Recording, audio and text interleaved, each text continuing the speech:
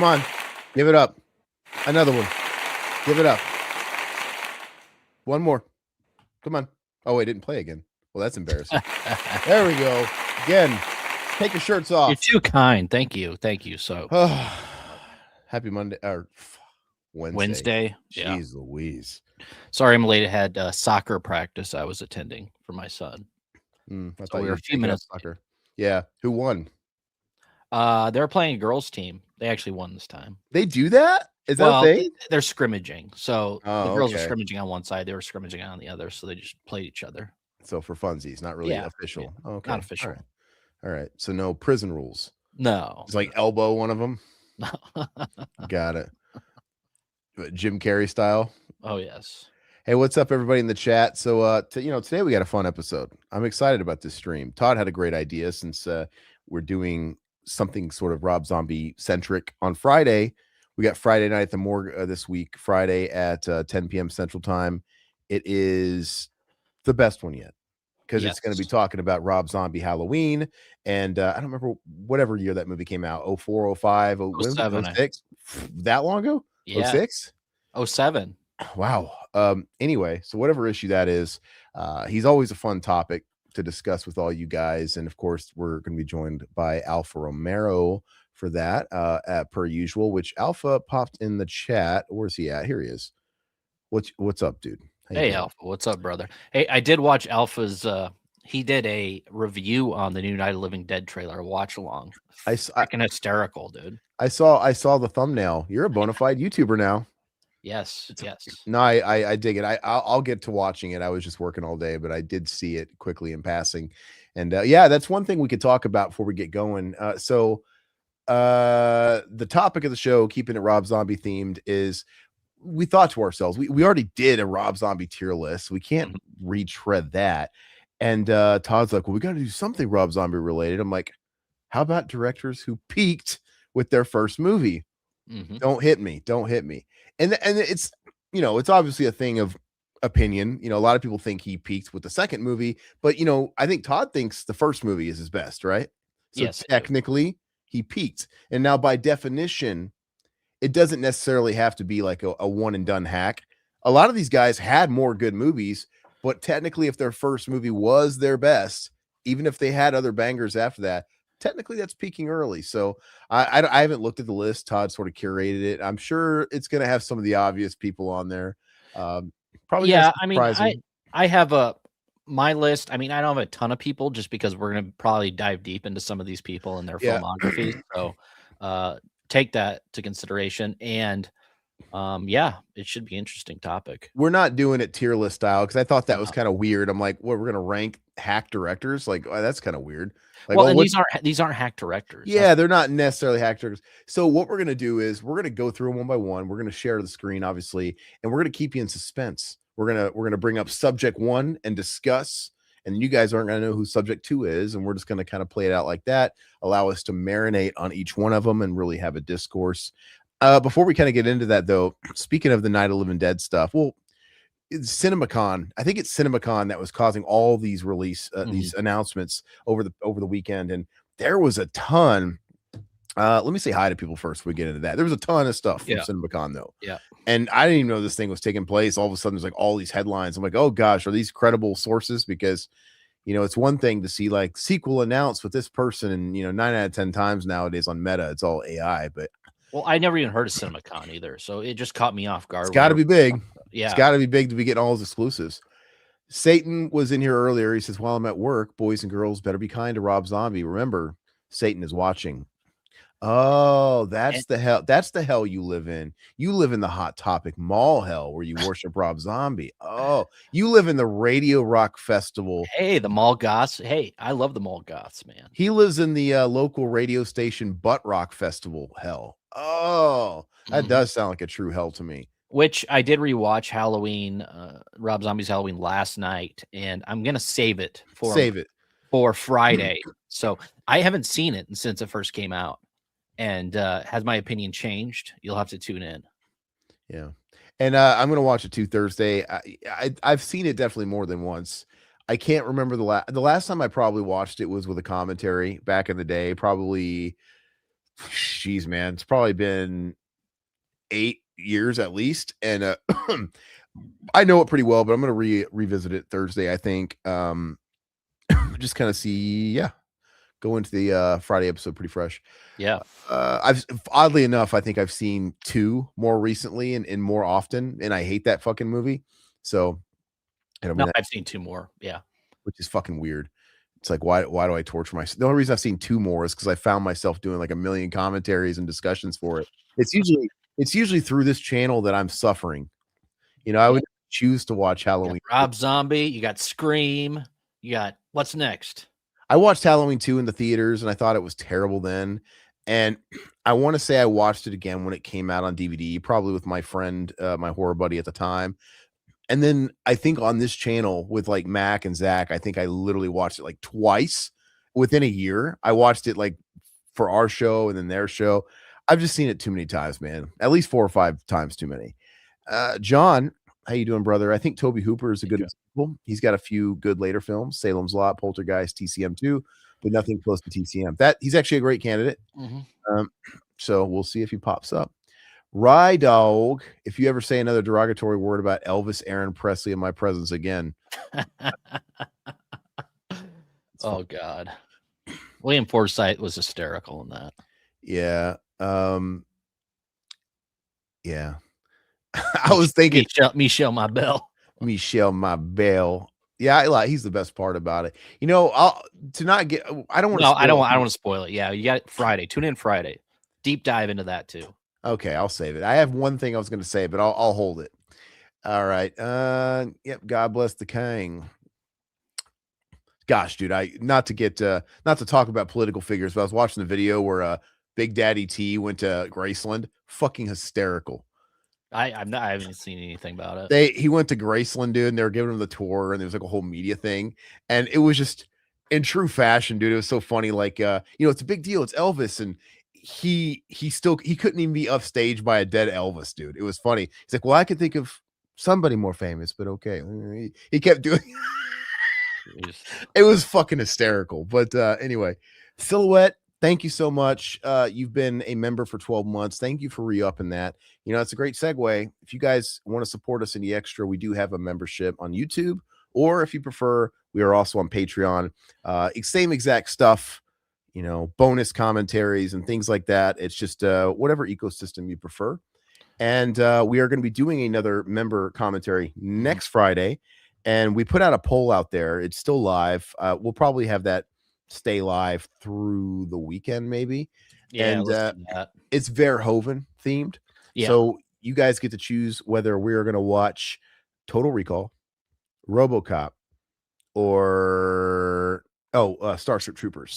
He left Showgirls out. I was trying to think. Well, I was going to throw that in there, but Aaron's like, leave it off. He's like, let's watch some good movies if we have to. If you put in Showgirls, then you got to put in Basic Instinct, and I don't want to watch that stinker either, dude. It's just whatever. But those are the 3 kings.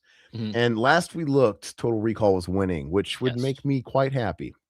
Which they're all great movies. They're all great movies. So go in there and cast your vote if you're a member, and we're going to be hanging out with you guys next Friday.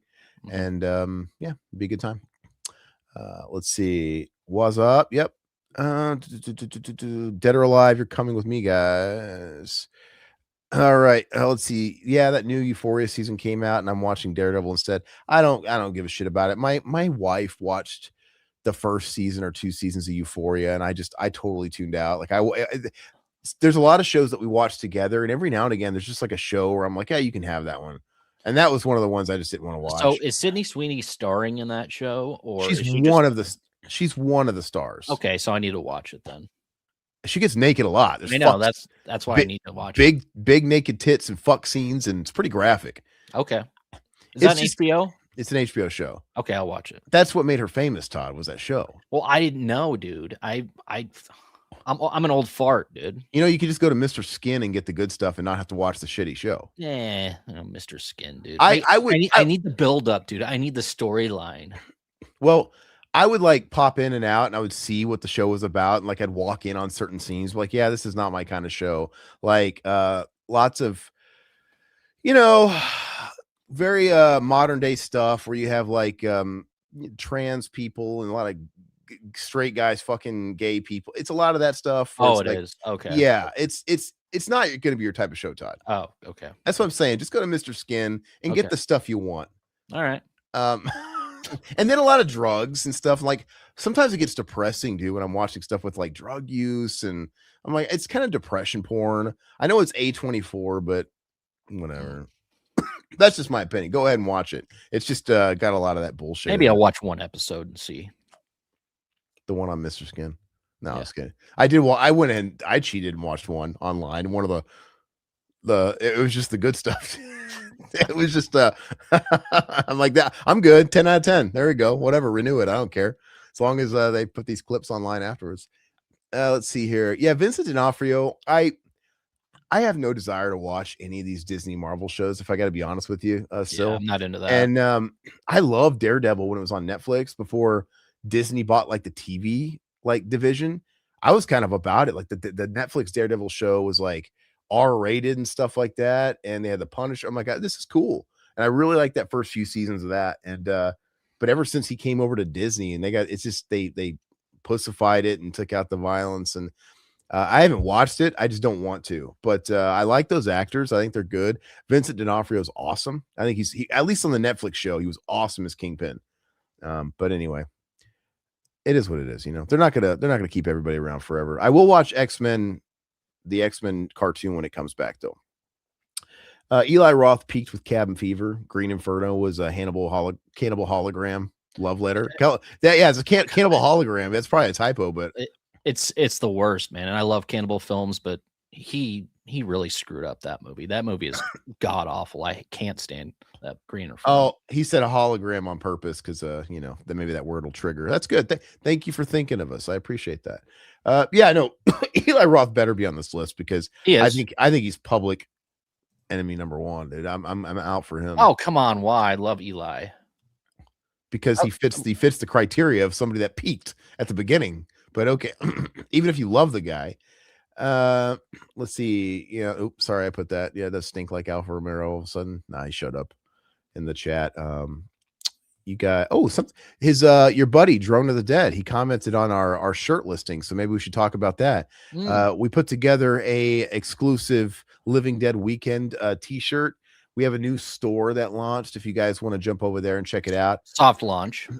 Yeah, soft launch is a brand new storefront.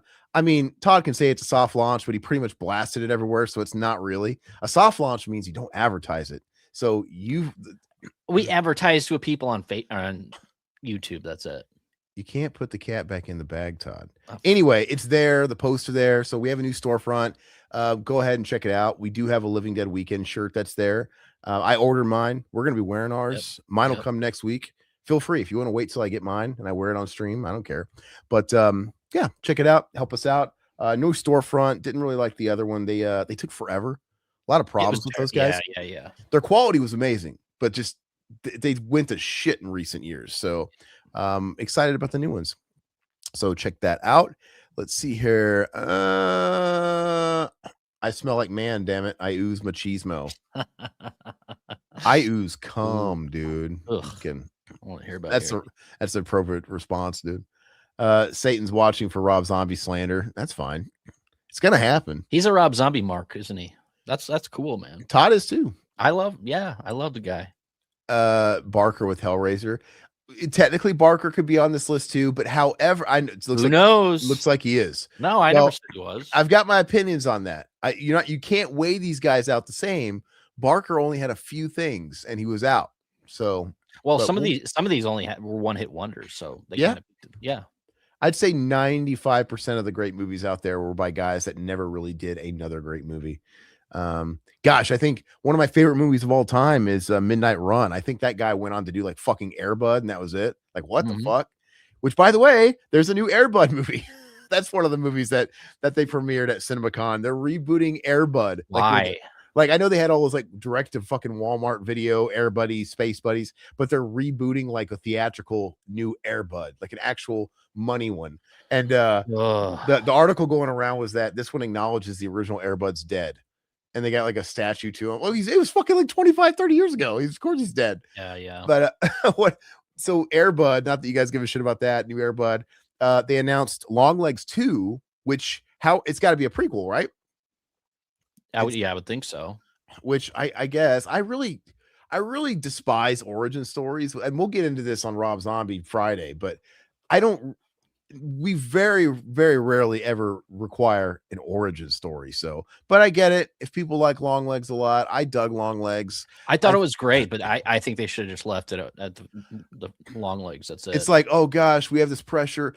There's like a lot of filmmakers that want to keep their integrity, and they're like, God, man, I'm going to make a movie. They can't make no sequels from it. It's one and done.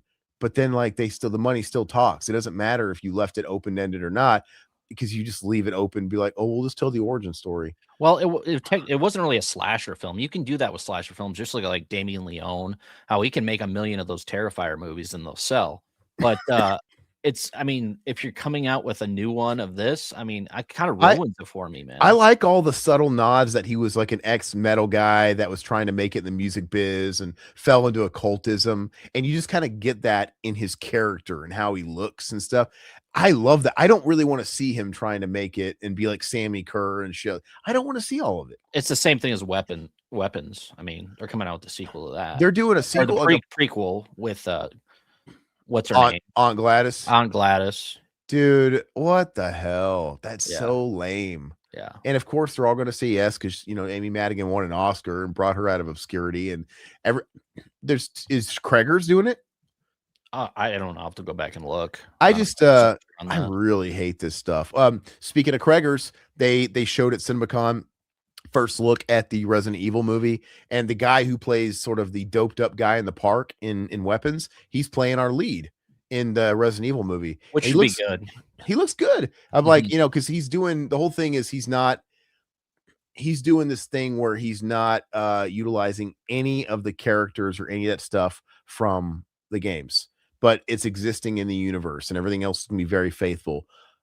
You know, I'll take it. You know, I don't think everything translates from one medium to another, so I don't necessarily have to see Leon Kennedy or Chris Redfield in a fucking Resident Evil movie. But you know, that first Resident Evil movie where you didn't have any of the people. I mean, they brought in like the game people in sequels, but that Paul W.S. Anderson one, you had none of the characters. But the problem was the actual movie was nothing like Resident Evil at all. So I'm kind of down with this idea. If he can actually keep it rooted in actual the Resident Evil lore, but just have different characters and kind of something else going on, I'm open to it. I think it's really cool. And maybe that's a good way for him to make it feel like a movie, because I think I want my movies to be movies and I want my games to be games. Like, I think people don't know how to fucking balance that very well. And, you know, some people complain about a movie straying, but then when they sit there and they go and make a movie like that last Resident Evil, was it Welcome to Raccoon City, Return to Raccoon City, Return to Raccoon, something like that. Okay, you have some people that complain that the Paul W.S. Anderson Resident Evil was like, it's nothing like the fucking games, even though it's got its base. And then you try and please people too much, and you have Welcome to Raccoon City, which is like bad cosplay. It's like, it looks like Resident Evil the game, but it just tells you that it doesn't translate. What works in a game, just like what works in a comic book, isn't always going to work on screen. So I always liked it when, Batman 89. If they would have did it just like the comic book in Batman 89, he would have been wearing tights like Christopher Reeves. And no, I like what they did. Yeah. It's got to stand apart. It's cinematic. You have to kind of adapt, and maybe they'll do that with this new Resident Evil, and I'm down. They also announced the next Evil Dead Wrath, which, by the way, I think it's a cool name. Wrath is like my favorite word in the dictionary. I think it's so great. It's your favorite Lamb of God album too, right? It's not my favorite Lamb of God album. I like it. Okay. Like Wrathchild. That's anything Wrath. Anything you would connect Wrath to is just so powerful. The Wrath of Man. Yeah. It's just, I know, when that movie came out, I'm like, I love it. It's just so powerful. And if I had a metal band today, I'd be like, we're just gonna be called Wrath, because it's powerful, man. It is. It's a great name. But then everybody would think I was talking about Rat. Like, oh yeah, well, Wrath's coming to town next week. Rat. No, not Round and Round. Anyway. Yeah. So I am looking forward to actually seeing this Evil Dead movie. They haven't even dropped a trailer yet. It's been pretty quiet on that front. Even a synopsis of what the film is about, I don't think that has been out yet, has it? No, I So don't think so either. I'm intrigued. I hope they keep a lot of things hush hush when it comes to this, because that'll, drive people to go see it. Well, I'll still give him another chance. I didn't like the last one, and I No. don't really have a lot of hope for it, but some people do. Some people really like all these like Evil Dead offshoots, and maybe since it's like a new director every time, Maybe one of these will be good. Yeah. yeah. And I don't know how much under the thumb they are to like Raimi and Taper and all these guys, to make it like a certain way. Because if they've got like their kind of bird's eye control over everything, then it's going to be more of the same. But hopefully it'll be kind of unique. They're doing a good job though. This whole like MO of, hey, let's get new blood. People they find these people that did like shorts, or like Fede Alvarez, I think they said, did a short they saw on YouTube that was very impressive, and they hired him. And Lee Cronin, same thing. He was just like an unknown, kind of an indie guy, and they're all moving on to bigger and better things. Fede Alvarez obviously moved on to great things. He was working with Ridley Scott, for crying out loud, on Alien, and then Lee Cronin's got that Mummy movie coming out that's getting quite a bit of press. And so yeah, it's a good cause. Speaking of that, I ended up watching that 28 years later, The Bone Temple. So that's streaming on Netflix. And if you haven't seen it, I recommend watching it, because I was not a fan of 28 Years Later, the Danny Boyle one. I thought it was pretty shitty. This one, it was way different than I thought it would be. Very interesting movie. I don't think it's like perfect by any means, but it's actually better than the 28 Years Later movie that Danny Boyle came out with last year. So this new director, I think her name was like Nia DaCosta. I had no expectations for this going into this. I'm like, this is gonna suck. I was entertained. I think I give it like a 7 out of 10. It was fun, man.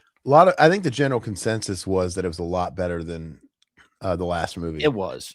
You see a lot of male full frontal, so you probably really enjoy I mean, I expect to get something out of a title like the Bone Temple. It's pretty impressive, let me tell you that. When you come at me with a title like the Bone Temple, you better be delivering something. Otherwise, I'm going to return it. Like, hey, I was expecting a lot of boning in this movie, and I got nothing.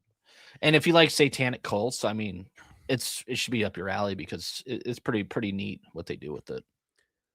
Let's see.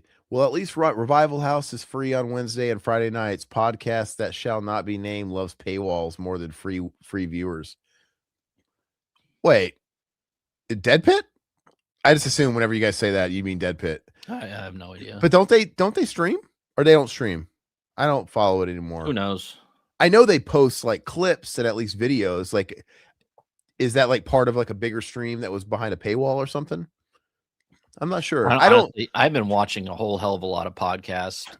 I'm out of it. Like, the thing is I know about a lot of our peers and stuff, but we're so like into our stuff that we don't really have all this time to tune into other streams that much. Alpha Romero's the exception. That's the only one I make a point to try and show up in your streams. Last week I couldn't do the last one though, but you know what? Hey, I couldn't make it in the last ones, even though I wanted to, because I saw you were trying to talk some shit on Alien. Like, or at least you were baiting me with the thumbnail. It was working. If it was just rage bait. But and he was baiting me with the fog. I was getting pretty upset that he thought he didn't like the fog either, which is crazy. Because like I just don't understand how anybody could not like Alien. Yeah, it's fucking brilliant. But and then the chat was trashing Aliens. They didn't like Aliens either. Yeah. So well, yeah, it was fun. It was fun. Show. I would have had you all for fucking breakfast on that, because guys, I have anybody recognize this? I broke my my Alien Queen face off, like, because it's like just like the jaw, the big Alien Queen. Mm-hmm. It's all right. I'm gonna fix it. No big deal. Yeah, get some super glue. I'm gonna try and I've got super glue, not duct tape. I'm going to probably put it in my backdrop here, but. Oh, I found something. I was going to show you guys something. I was kind of going through trying to clean up. It's been a bit of a war zone in this room lately. You notice I moved those masks that are in the background. I'm transitioning to a new backdrop off screen. That's going to be the backdrop for videos I'm doing. I had to make some sacrifices. I've got a bunch of gear over here that's a little bit more out of the way today. But anyway, I was kind of like decluttering a little bit, and I found something I already showed you guys not that long ago, but it's here, so I'll give you another viewing, just because maybe you didn't see it. This is the famous fucking Skippy. This is not the main thing. Oh, okay. Yeah. I talk about meeting Mark Price at the Yes. convention with Todd, Mhm. and he was charging like 50-60 bucks or something Mhm. for like a grab bag of stuff. I don't, and I wanted to get an 8x10 from Skippy because I love Trick or Treat, dude. I've loved Trick or Treat more than all you guys pretended to like Trick or Treat. Yeah, you were talking about that since high school, like right when I met you, dude. Nobody was talking about like Trick or Treat on a broad scale until that No. Synapse release. Yeah, yeah. And then so this is even before the Synapse release. Mhm. And guess what? There wasn't nobody at Skippy's table. And I was telling Todd, I bet you if Skippy was at like a convention during like a year or whatever ago when that hype of that release was out, he would have did a lot more business. But Yeah, it was tumbleweeds at his table when we went, and he actually was going to do a stand-up comedy set, but he never ended up showing up to do it because nobody was out there to watch him. he was I feel so bad for the guy. he was confiding in us, just a couple of losers, about his insecurities with it. Like, man, I don't know. Do you see it out there? It's like it's a stage. It's like across Yeah. the street. I don't really think there's anybody. I don't want to do comedy out there. And it's like, you think I should do it? I'm like, I don't know. Do they pay you to do it? Do it. If you got like, if you got to go out and talk to fucking the homeless out there, whoever's your audience is if you're talking to, like you said, tumbleweeds, Yeah. whatever, man, he probably wasn't obligated to do the stand-up set. That's my guess. He probably wanted to because he does do stand-up comedy. Like, it seems like he's like a part-timer, not a full-timer. So he probably was like, hey, can I also do stand-up and get my stand-up out there? And he probably was able to back out if he wanted to, because I'm sure they were like, yeah, Mark Price, we just have to have you for your stand-up. Whatever. If you want to do it, but we don't give a shit. That's what I would have said if I ran the con. Like, that's not exactly the draw, dude. Anyway, so this grab bag of stuff, I had like it, there was the 8x10 is pretty sweet. It's the promo shot with him and Gene Simmons and Sammy Kerr. I got that signed. It's awesome. I got him to sign it Ragman because fuck my Mark Price. I want Ragman, baby. And I did get a shirt. It's just like a screen printed. Oh, that shirt was horrible. It's a white shirt, right? That just says Ragman on it. It's a white shirt. It's the same shirts we print our stuff. A great quality shirt, but I know how much they cost, Ragman. And he printed like a very like kind of basic Ragman design, and with like it wasn't like a photo image of the movie. It was like a stencil like look. Yeah, like he did it out of his apartment. Like, yeah it was with kind of paint. cheap, but my wife wears that shirt a lot. It's like the Metallica box set where it has the stencil and you can like the scary guy, scary guy, yeah. And it says Ragman kind of like in big red letters like this, but not as cool as this. But anyway, and one of the things he gave me fucking, I paid primo for this shit, was an exclusive 7-inch vinyl. It's supposed to be like a replica of the 12-inch he plays to summon Sammy Kerr from the depths of hell. Mm-hmm. And I open it, and he probably got this at fucking Hobby Lobby, this insert. And look at this. It's not wax. It's literally plastic, dude. It's plastic. And there's obviously nothing on it. And look at it. It just says he used whiteout to put the title of the record. You know, Songs in the Key of Death, dude. Like the vinyl in the movie. It's whiteout. It's textured everything. Oh, guys. So I picture Skippy in his apartment sitting crisscross applesauce in his living room doing whiteout on all these, dude. Why didn't he at least sign the damn thing? I bet you I could buy these in bulk on Amazon or something, like these little discs, dude. Oh, I don't know what these are really for. They're probably something else. He's like, hey, it kind of looks like a little record, man. Well, he wanted you to buy it without even looking at it. He's like, okay, he got a grab bag of stuff. It's like, okay. Yeah, so why wouldn't he sign that in like whiteout? That'd be cool, you know. I forgot about this. I mean, what am I supposed to do with this? Am I supposed to sew this on my fucking my denim jacket, dude? Oh yeah, dude, you should, man. That'd be sweet. It's not even a patch. It's not even like a real patch. It's like it's just a piece of tapestry. Did it just say Sammy on there, or what does it say? Yeah, it just says Sammy Kerr, dude. Oh, he doesn't own the fucking likeness of Sammy Kerr. Why is he selling this? But it's not even like it's not a true patch. It's a piece of tapestry. Like he went to Walmart, the fabric section, and probably bought like a fucking 5x5 piece of fucking black fabric, and he cut them in these little like 4x3 squares. Can you imagine shopping at Michael's and running into Mark Price, dude? Yeah, I could. I could imagine shopping at Ross and running into Mark Price, Todd. I can imagine I can imagine going to the fucking Goodwill and finding Mark Price, Todd. You know, and there's this, which I still to this day don't know what this is. What is this? Piece of wood. He gave you a piece of wood. It's a piece of wood, dude. I don't know what it's for. It was in there, dude. Well, I think I made this joke. Something. I think it's supposed to hold the record, right? Oh, that's a good point. Do I really want to display this piece of shit? Let's see if it fits.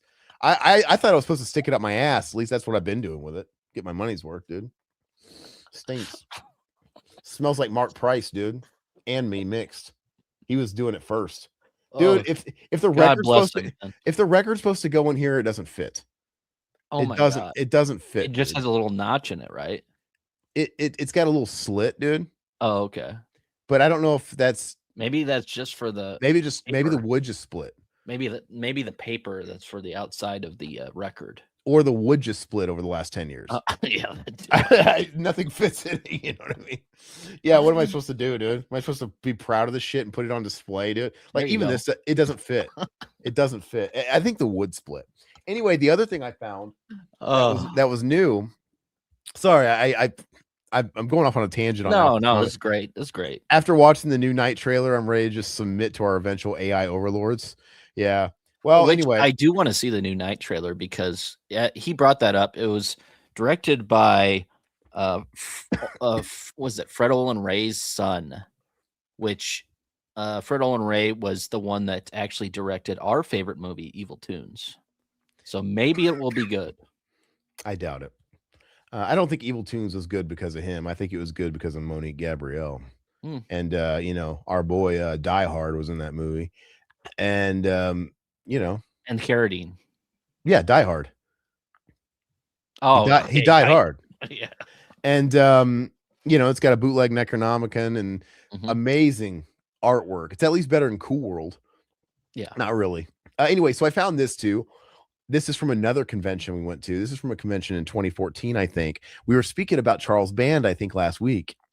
And I forgot, not only did I get those signed Blu-rays that are on the shelf, that he autographed all of them and devalued all of them the second he put his fucking Sharpie against it. I want to see a signature. Do you have one? He also signed the Full Moon catalog 2012, 2013. Oh, okay. I didn't even know I fucking had this, dude. And yeah, he signed it with a Sharpie. Up top there. Okay. Yeah. Okay. I would wipe my ass with it if it was as soft as newspaper phone book, but you know, I don't know what I'm gonna do with this. Is there any good films in there? I don't know. Probably not. Is there any good Full Moon films? You tell me. Look, there he is right there, dude. Now that's funny, dude.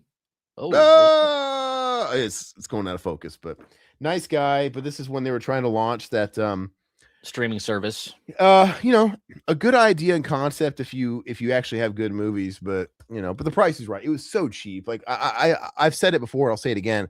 I think I paid like $30, maybe. I paid like $30 for 5 Blu-rays that he autographed, whatever, and a free in the first year free to a subscription service.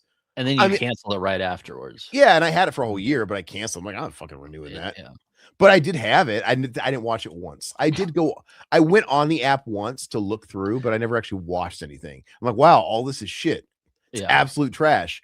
But I guess $30, you know, I got a couple of good movies, like they got a couple old school Full Moon films that are not too bad. So Carnival Barker saw you coming. Yeah, I don't know who took me worse, him or fucking Mark Price, dude. Skippy, I don't know. Oh, that piece of wood, man, I love it. Yeah. All right, so let's see here. Oh, King, what's up? Let's see. I'm a little late to the stream. I'm currently at work on the night shift, so I can't stay long, but I wanted to pop in and say hi. Well, thank you for doing so. We appreciate you guys. And you know what? That's loyalty. When you're at work and you see that we go live and you still want to just click it, even though you could get fired, man. It helps us out, man. That click helps us out. Let me tell you. What if you're on your last strike? What if they're like, King, if I catch you on the phone one more time, and you're risking it all for us, and we appreciate that. Yes. Let's see here. What's up? Oh, Stallone's in the chat. Miranda Ooh, Zazo. Do you ooh, like Def Leppard? Uh, I do. I always used to really hate Def Leppard, but as I get older, it's like some of those songs that are all over the radio, they become nostalgic, and then I eventually kind of cave to them. And sorry, I actually like the first three Def Leppard records. Mhm. Through Pyromania. Hysteria is like kind of poppy, and it turned into a whole different thing. I love Hysteria though. Hysteria. Right.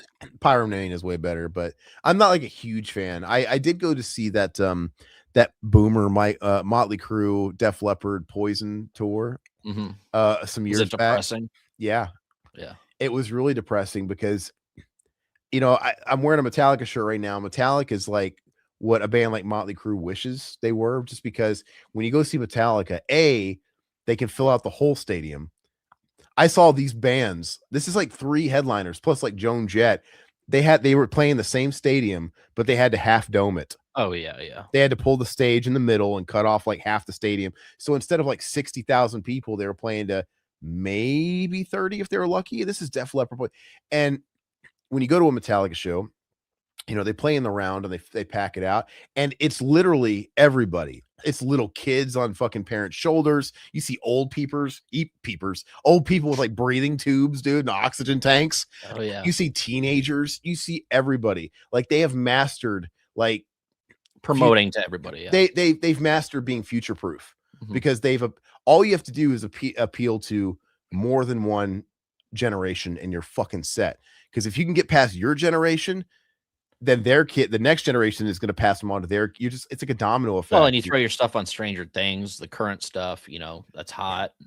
And, Grand Theft Auto, that sort of thing. That's going to bring in the younger crowd. That helps out too. I went to this same stadium that sold half the tickets for 3 headliners, and it was nothing but 55-year-olds.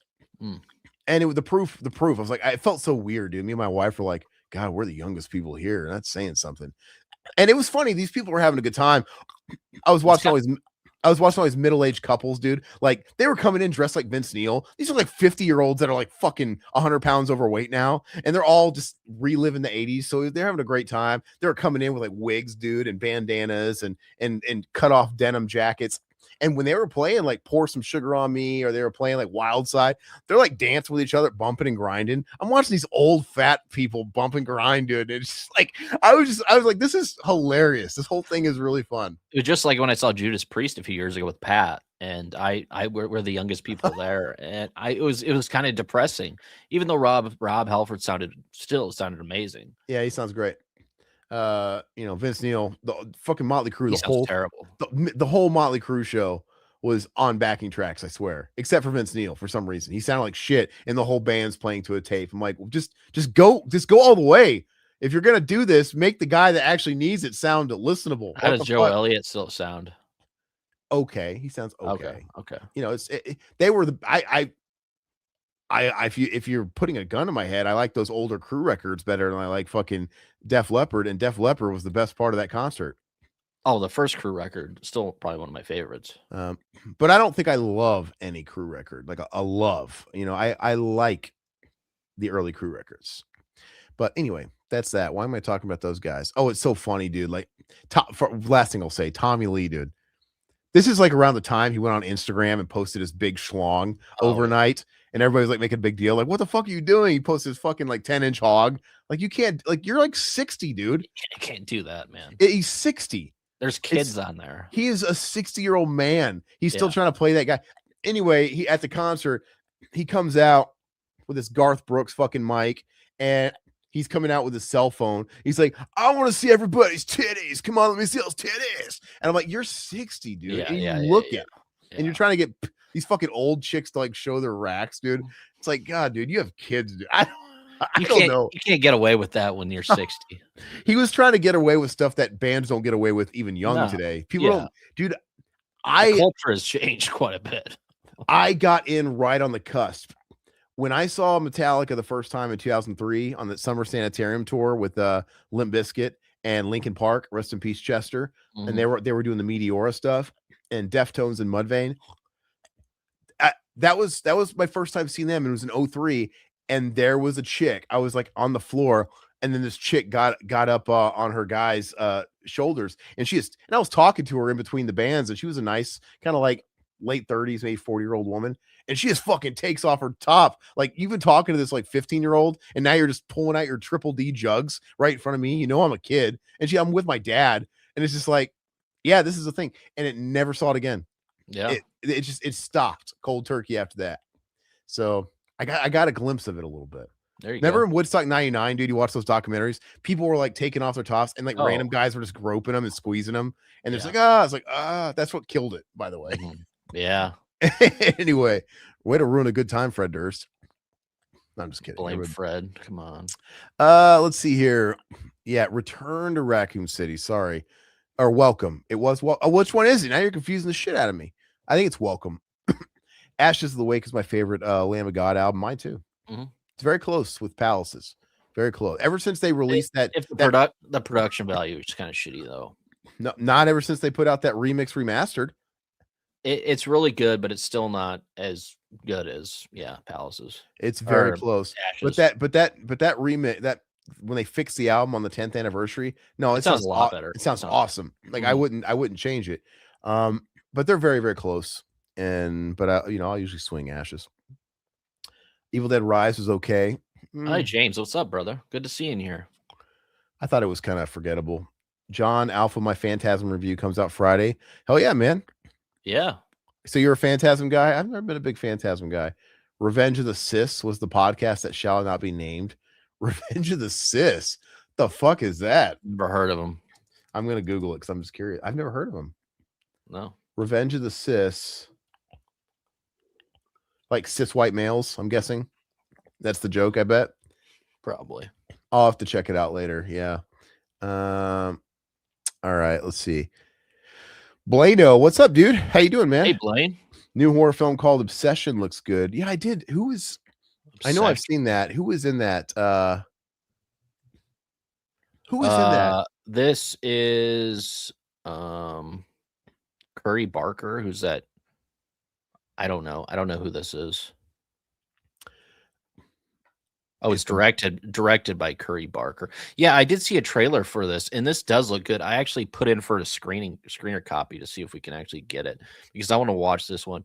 I also want to watch Mummy, the Mummy that's coming out Cronin, as well. Yeah. Lee Cronin's, and I hear it's Evil Dead-esque, so it's like the Mummy and Evil Dead together. So it should be interesting.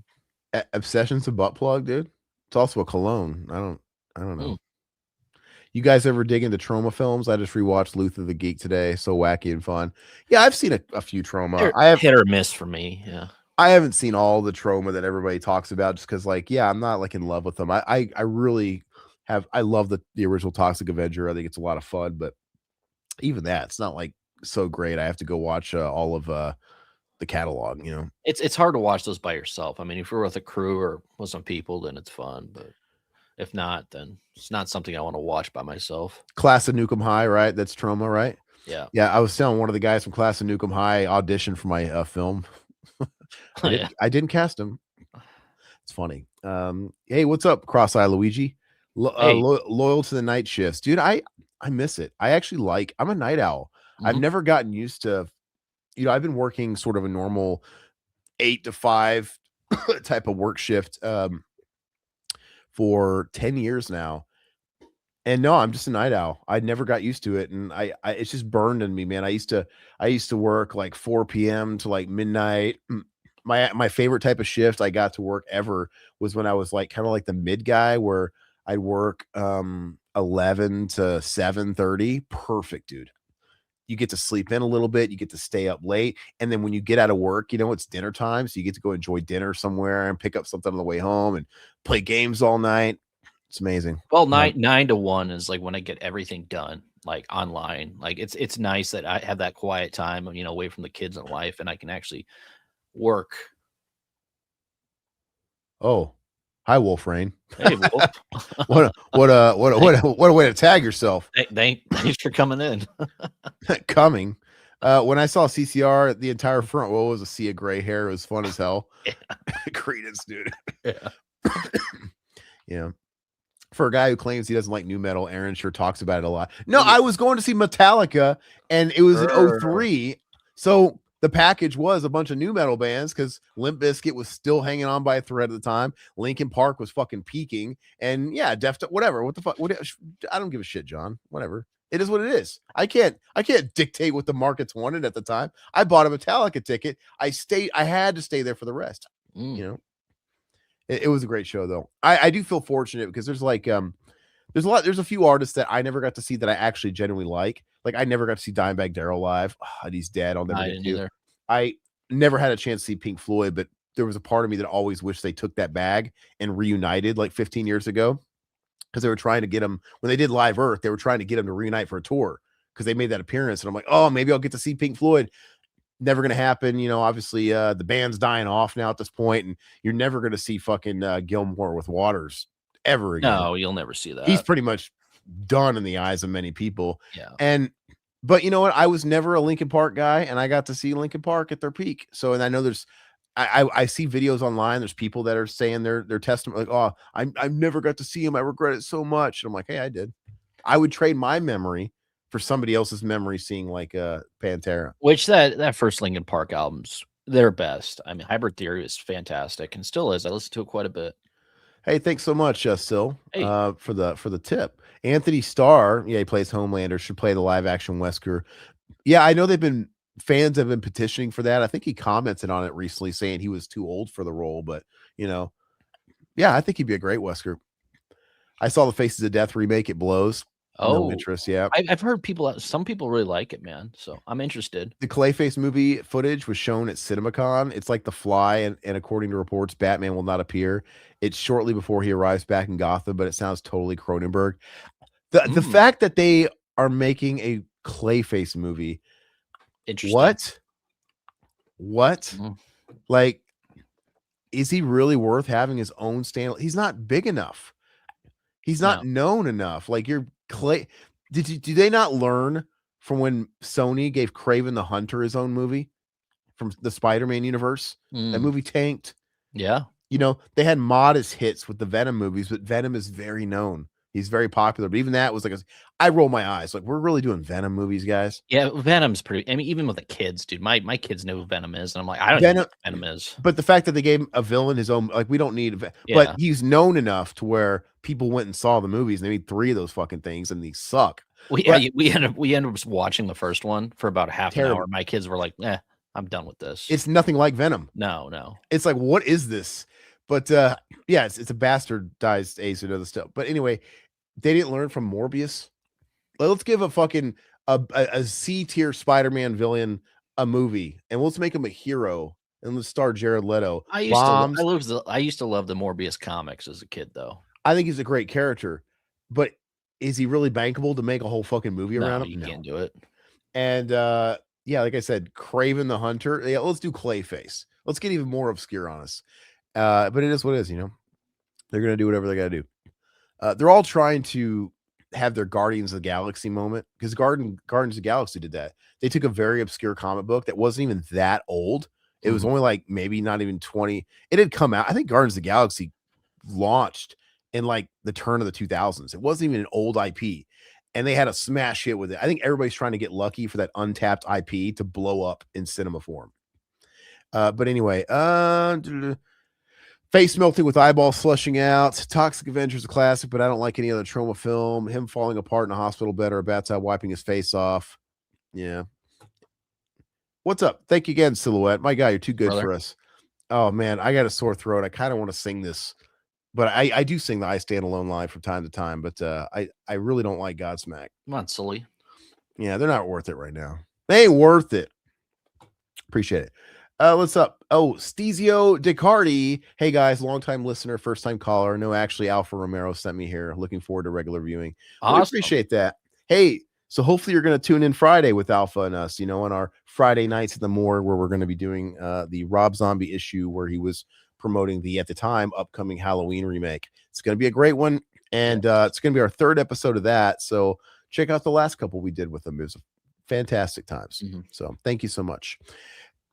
Isn't the new Linkin Park female musician a Scientologist? I did read that, but whatever. I think she sounds fine. I'm not really into Linkin Park anymore, but I mean, they sound good. I'm glad people still like them.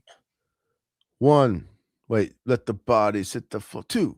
Oh, yeah, I can't do Drowning Pool. Something's got to give. Something's got to give. I remember Dave Williams. He died on that Ozfest tour when they had that album out, and they get a heart attack or something like that, and it pretty much stopped their momentum dead in its tracks, pun intended. And I remember he did an interview from Ozfest where he had the audacity to say that they were like the little cousins of Pantera. I'm like, you back the fuck off here. I mean, like, no, you're not. They were kind of like radio-ish then, but after he died, they really just kind of became butt rock. They were kind of chasing the fucking Theory of a Dead Man. I'm like, yeah, this is not Pantera at all. Pantera got heavier over time. Hey, I was listening to Static X the other day, and my toe was tapping. Well, heavy metal disco, as he called it. He's a loser. I can't do it, dude. My throat's killing me, dude. R.I.P. Wayne Static. All right. Well, I think we should go ahead and get into the meat of the show. Todd's going to share his screen, I believe. My gosh, dude, that killed. See, you wanted me to do Sully earlier. I can't do it. All these guys want to sing like they're taking a shit, so it's really hard to do the impersonations. James Hetfield's best at it. They all just want to. They pretenders to the throne, dude. They all just want to pretend. Todd's going to pull it up. We're going to go one by one. We're going to present one by one an image of a director that we feel, or a lot of people feel, peaked. Some of these are going to be controversial. I'm going to start with a bang. Okay. And we want to build a discussion here. We want to see what your opinions are. I don't know this list. I haven't seen it, so I might not agree with some of these, or I might have my own 2 cents, but go ahead. You got an actual folder, or are we going to be doing this? It spoils it. Oh, sorry. Like, click it. Take it away. Take what away? Take it away. Supposed to go into a song. How do I do this? How do I do this? Present. You're asking me. I don't. You kind of killed my thing here. I killed it. Yeah, you killed it. How did I kill it? It pops up a little fucking folder, and we see Ari Aster in a little bitty thumbnail this big, and it's like, are we going to spoil? How do I share? Just share the window of the image. Open up the image. Oh, there we go. Okay, and you can share that. I got it. Name that. It's like name that Kino, dude. Okay, it's been a while since I did name that Kino. All right. So Ari Aster is spoiler alert. Spoiler alert. My pick. He peaked, in my opinion, at Hereditary. I know a lot of people love Midsommar. Not my thing. I think it was way overhyped, way overrated. But Hereditary is an amazing movie. I'll give him his flowers because he came out with probably the best movie in the past 20, 25 years. And Beau Was Afraid. I never had a desire to see that. Of course, he left the horror genre supposedly, but man, he peaked, I think, at Hereditary, and it was all downhill from there. This is one of those guys where it is contentious because there's a lot of people that have just become Ari Aster fans, regardless of genre and where he's going. I respect that he's trying to be like a Kubrick type and dip his foot into all sorts of areas. And there's a lot of people that love Midsommar. Mm-hmm. There's a lot of people that like Beau Is Afraid. There's a lot of people that loved Eddington. But yeah, for me, I just I didn't see anything past Midsommar, or Midsommar, people call it. And Midsommar was too long. I felt after I watched it, I'm like, I can just watch Wicker Man. Mm-hmm. Like, and I could save myself an hour. And I love cult movies. I mean, the whole cult theme I love when it comes to films, but it just, I mean, the whole, like, the tripping on drugs and stuff like that. I mean, some movies are fine doing that, but this one was just, it didn't work for me. This is not one of those guys though where I would say he's like a hack. It's just no. It's just one of those things where the first film is my cup of tea, and then maybe that's what's going to happen when you kind of keep changing and you want to be, like I said, like a Kubrick, and really just establish yourself as somebody that can really master every genre, everything you touch. And I think it's pretty okay even if you're a Kubrick guy to hate The Shining but love How to Build an Atomic Bomb, Doctor Strangelove, or not like 2001. 2001 is not for everybody. Mm-hmm. And so I get it, and I respect him, but yeah, I would agree to that. Silhouette, you're spoiling the hell out of us, but thank you so much for it. Still better than Puddle of Mud's cover of Nirvana's About a Girl. Yes. At first, when I saw this out of my peripheral, this message, I thought you were going to ask me for $10 to sing that, and I'm like, God, I don't know if it's worth me blowing out my voice, because he sure did. Wes Scantlin. That was terrible. Dude, it looks like he's gonna pop a hemorrhoid, dude. It's embarrassing. Yeah. Yeah. Did he not rehearse like and realize like before, like, oh shit, I can't do this. I better scrap this Was one. that during COVID or something he was doing that? It I was think on a so. radio show, Okay. but it was around the COVID times. And then Ari Aster peaked with the Johnsons film. I did see his first film, his short film. Have you ever seen that? No, I haven't. Yeah, his short film, The Johnsons, is on YouTube. It's really well made, but it's kind of like in his particular flavor where it's kind of fucked up and surreal. And it's basically about a father-son molestation situation, Oh, but he great. I don't flips want it. to see that. But he flips it where it's the son molesting the dad. Like the son is the one that's dominating and don't tell anybody it, and he's like fucking blowing his dad and shit. It's fucking like, I don't know, man. Like, I don't need to see that. and yeah, it's a black family, and it's a fucking son blowing his dad and forcing him. It's basically how you think it is. They just kind of role reverse, and it's weird. I couldn't get inside of his head, because if I was to make my first short film, I think it's kind of like the last thing I'm going to touch. Is like, yeah, Yeah. let's do a lot of gay, awkward family incest. No, It's just no, kind of, it's an uncomfortable watch. But I will say this though, the production value on that thing, it's top notch. Like, I think he got a lot of money together to make that, and it looks really good. So whatever, good for him. But you could watch the Johnsons, and just like the rest of his films, you would have never guessed that his first feature was going to be Hereditary. Yeah. So it goes to, crazy. It's like, okay. It's just, yeah, weird shit. But anyway, I love all his films. Watch Beau is Afraid and Eddington. Dude, just keep it up, and just, what are you doing? Just keep it up. Okay. I was gonna queue up the next one, but okay. Dude, just put them all in a folder and hit the arrow and just click. Okay. We can do that. We're going to keep zooming in and out. Yeah. All right. Your first time on a PC, bro, or a Mac or whatever. All right. You didn't have them in a folder? No, I didn't. That's funny. Go ahead and drop them in a folder. I'll read some comments. All right. Yeah, I don't know, man. I could be oh, so John says Beau is his best film. And then obviously Blaine loves Eddington and Beau. I could be convinced to watch it. It's just one of those things where I'd have to, like, the timing would have to be right. It'd have to be right in front of my face. And I would have to be like, yeah, why not? Click it. You know, I just don't feel like going out of my way to watch them.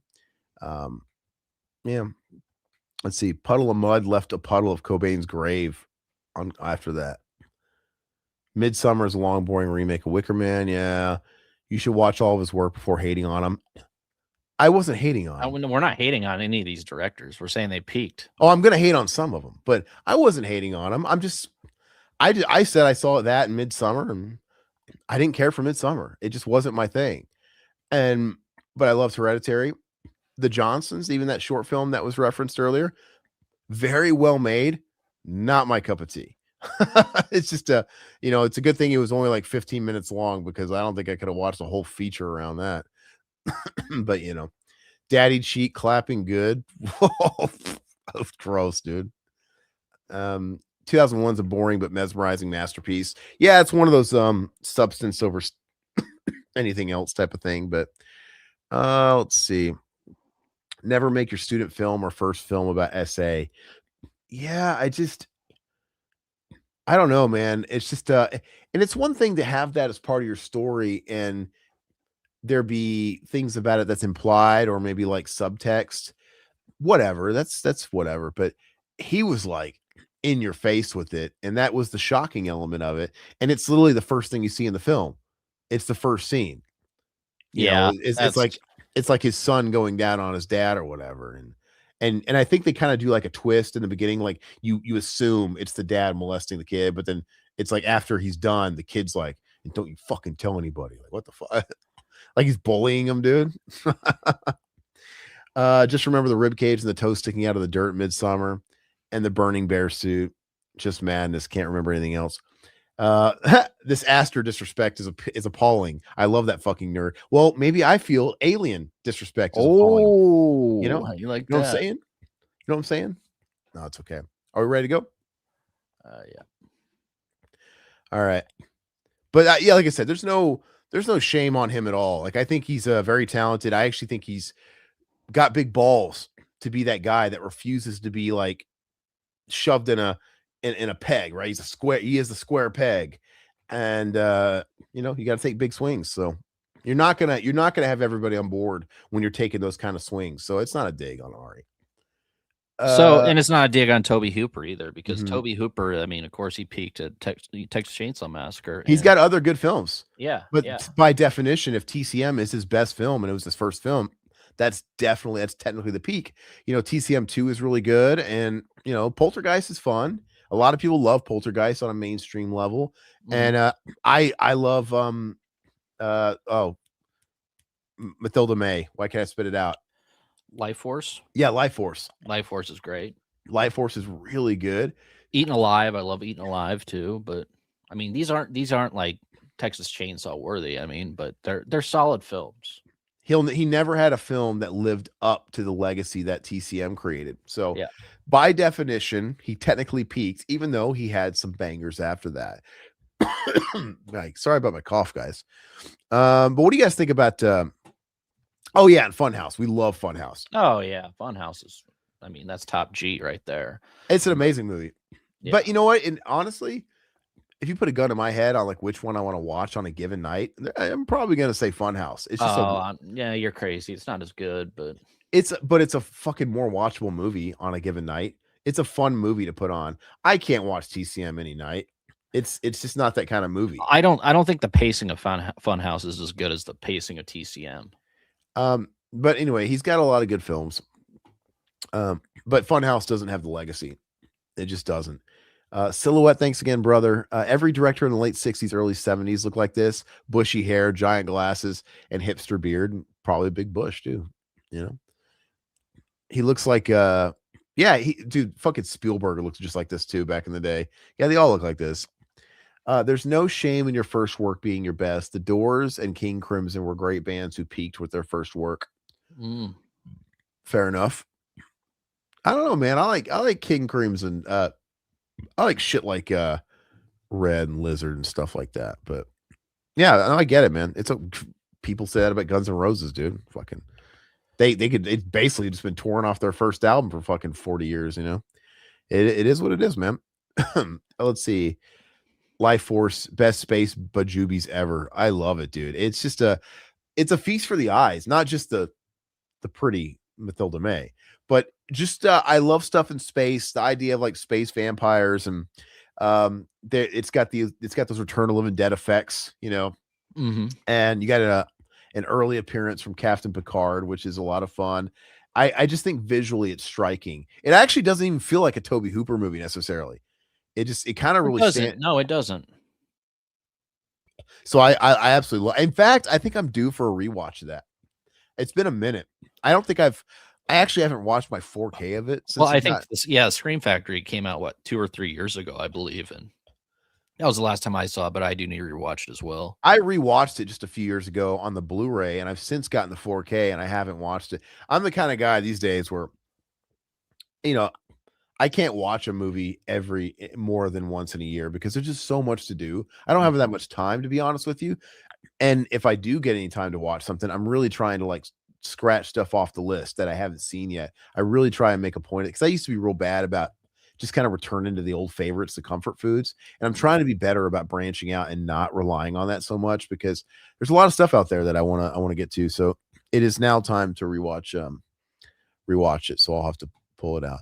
Love Eating Alive, Blaine says. Always love TCM 2. Me too. It's a great flick.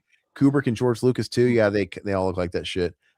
I like that picture of George Lucas that was going around online where he's just eating like fucking at the food court. He's eating like yeah. That's funny, dude. He's just sitting in a packed food court eating like fucking Sbarro or something. I don't know. I think he's got a spoon. I don't know what he's eating. Sargu Japan. Yeah, and I'm like, just nobody gives a shit. Like this, he's very, very recognizable. No one's got a legendary gobbler like that guy. Yeah. But I think it's pretty cool that a guy like that can just go eat at the food court. Like, why I wouldn't be going to the fucking mall if I was like that rich. Yeah, but I mean, like you said, I mean, some of those directors, you can't recognize them on the street. George Lucas is not one of them, though. I know, but I'm saying George Lucas is George Lucas, dude. Yeah. And the nerd fandom Oh, I know. All those fucking guys know George Lucas. Those guys, the Star Wars fandom, these are people that read all the fucking novelizations and consider those canon and talk about, oh, this person was married to this person, this person. There, it goes so deep. They all know what George Lucas. I know. I don't like Star Wars. I know what George Lucas looks like. But anyway, it was a funny picture. Hooper's first 7 films were good. The dopey remake of Invaders from Mars was an underrated Hooper film. Oh yeah. Would you want to bother George Lucas and have him say "fuck off" to your face? Yes. Fuck off. How does he? He's got a weird voice. I gotta work on that. He's got an interesting dialect. Keanu on the bench eating a sandwich. Yeah, it's pretty funny. That sounds depressing, dude. I wouldn't want to be that recognizable. No. Yeah. Where everybody's like taking. I would hate to be scrolling online at night on my phone and I'd see a picture of me. Like, what the fuck? Like, of one of my private eating ice cream. Like, where was that camera? I don't know, dude. It's just I'd have to like turn offline completely. No one wants that kind of shame. That's why people leave them alone in public. Well, and I wouldn't want to be like, there's these guys, there's content creators that their whole job is, it's like first of all, paparazzi waits at the LAX. Yeah. You know, they wait at these big airports, but they're always at LAX all the time. And they're just waiting. They don't know where people are going to be necessarily, but LAX, if you're there all day long, you're going to see celebrities coming in and out. And they follow them, the TMZ guys. Yeah. They just literally stay at the, they literally stay at the fucking arrivals all day long and catch who they're going to catch. Mm-hmm. And, it's just a weird thing. And I wouldn't want to do that. I totally like get it when the people are just like, oh, is he being rude? The ones that just don't acknowledge. Mm-hmm. I'm like, yeah, it's like, they're not treating you like people. So I'm not going to treat them like regular people. I'm just going to keep my head down and fucking just ignore it. You're not there. La, la, la, la. Fair game. Let's see here. But yeah, let's go to Toby Hooper. So, but we're all in agreement. But some people do we, I know we just listed a bunch of films that he did that was great, but do any of them stand up quite to the legacy of TCM? I want to get to a controversial one because so far the first two so far are respected directors that just happen to have like such a big impact early on. Okay, what about this guy? Oh God, Zack Snyder. Oh God. Well, I don't like any of his movies. So I don't either, but people love Dawn of the Dead, man. People love that. But just like I don't like Dawn of the Dead, there's people that love the Batman v Supermans and all that stuff though too. But people love Watchmen. But the Dawn of the Dead movie actually brought back the zombie genre in, the early 2000s. For the success of that film was pretty big, man. I'd wager that Watchmen was bigger for the horror genre. In general, we're talking about guys who peaked. Like this guy kept going up after Dawn of the Dead. Dawn of the Dead remake box office. I'm gonna look it up. Dawn of the Dead remake made 102 million worldwide. I mean, that's a hit for a horror movie, but that's not like huge, dude. Let's see. The Watchmen. I don't know. I was talking about horror films because I don't consider The Watchmen a horror, but Ari Aster had one horror film, dude. You like we're literally comparing his non-horror then. So I think it doesn't matter. I mean, Watchmen, we got to compare it to the rest of their stuff. The Watchmen box office. Oh shit. I don't want to see that. Box office. The Watchmen did almost 200 million. So that was technically a bigger movie. Okay. Yeah, Watchmen was huge. And I've never seen The Watchmen. I don't care to. I just don't like Zack Snyder's style. I have seen Batman v Superman and the Justice League, and the only reason I've seen them is because that's the kind of shit they play at the gym in the movie room sometimes. And I'll like be doing my cardio. And the thing is they'll pick a movie and they'll play it all week. So I might go in there and I'm doing like 45 minutes of cardio and I get the first part of the movie. They'll be playing it again the next day and I'll come in and I'll get the rest of it. It's just worked out like that. But what are your guys' thoughts? Hate all of Snyder's films. Wow. Right? Okay. Watchmen underperformed. Yeah, but it was a bigger hit than it still made more than Dawn of the Dead. And I don't fucking know. Did it underperform? Like what was the budget of the Watchmen? All I know is people love that fucking movie, dude. And I remember it being very popular with all the nerds I knew at the time. The Watchmen 2009 budget. Yeah, I guess you're right. It it had a budget of 120 to 135 million. So I guess that wasn't very good. 108, that wasn't, but still, I didn't realize it didn't have that had that big of a budget. I don't know. The Dawn remake has its cult following, man. There's a it's lot only because Dawn probably had a shoestring budget. It's one of those horror things where but I mean, it's whatever. All I know is Zack Snyder, no one has shut the fuck up about this guy since. He's still all over the place. Like I said, he got the key, even after doing Watchmen, which is a comic book adaptation. Even if it underperformed, they still gave him the keys to the DC universe. Like, oh, you know what? Try your luck at Batman and all this shit. And I mean, those movies are not good. They are not good. Those Batman movies, they're terrible, man. They're really bad. Remove Zack Snyder now. Oh, thanks for the $2. Sorry. Yeah, appreciate that. Yeah, okay. That'll get us to move on. Yeah, okay. Pay us and you full fucking move on.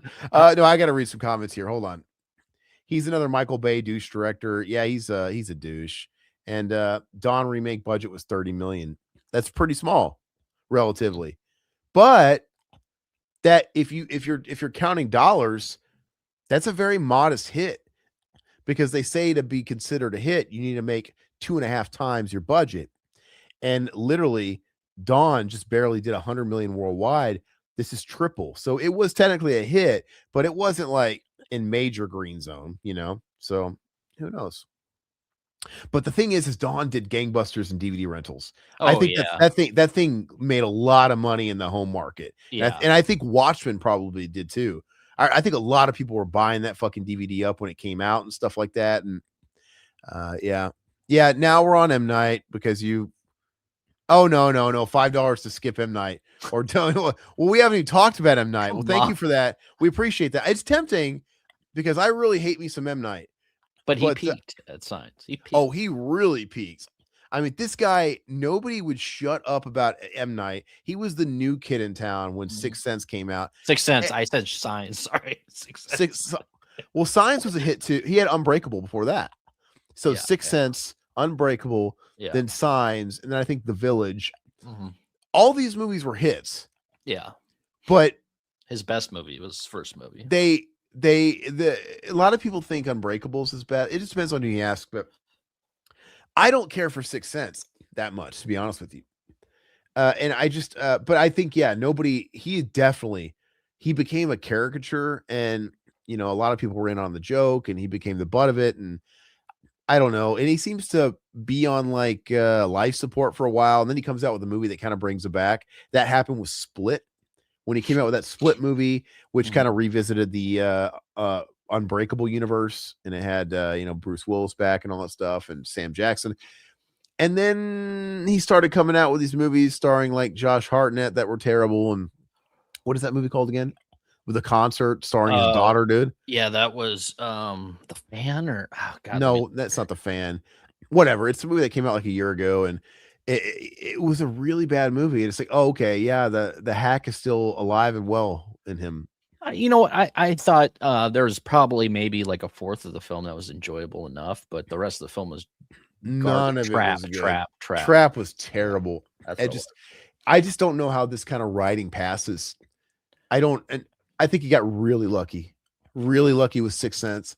He took a concept from Are You Afraid of the Dark and he made his own story with it, and he stole a twist. He didn't steal the story 1-to-1. People say he ripped it off, but he took the twist of the person really being dead in that episode of Are You Afraid of the Dark with the boyfriend and all that stuff.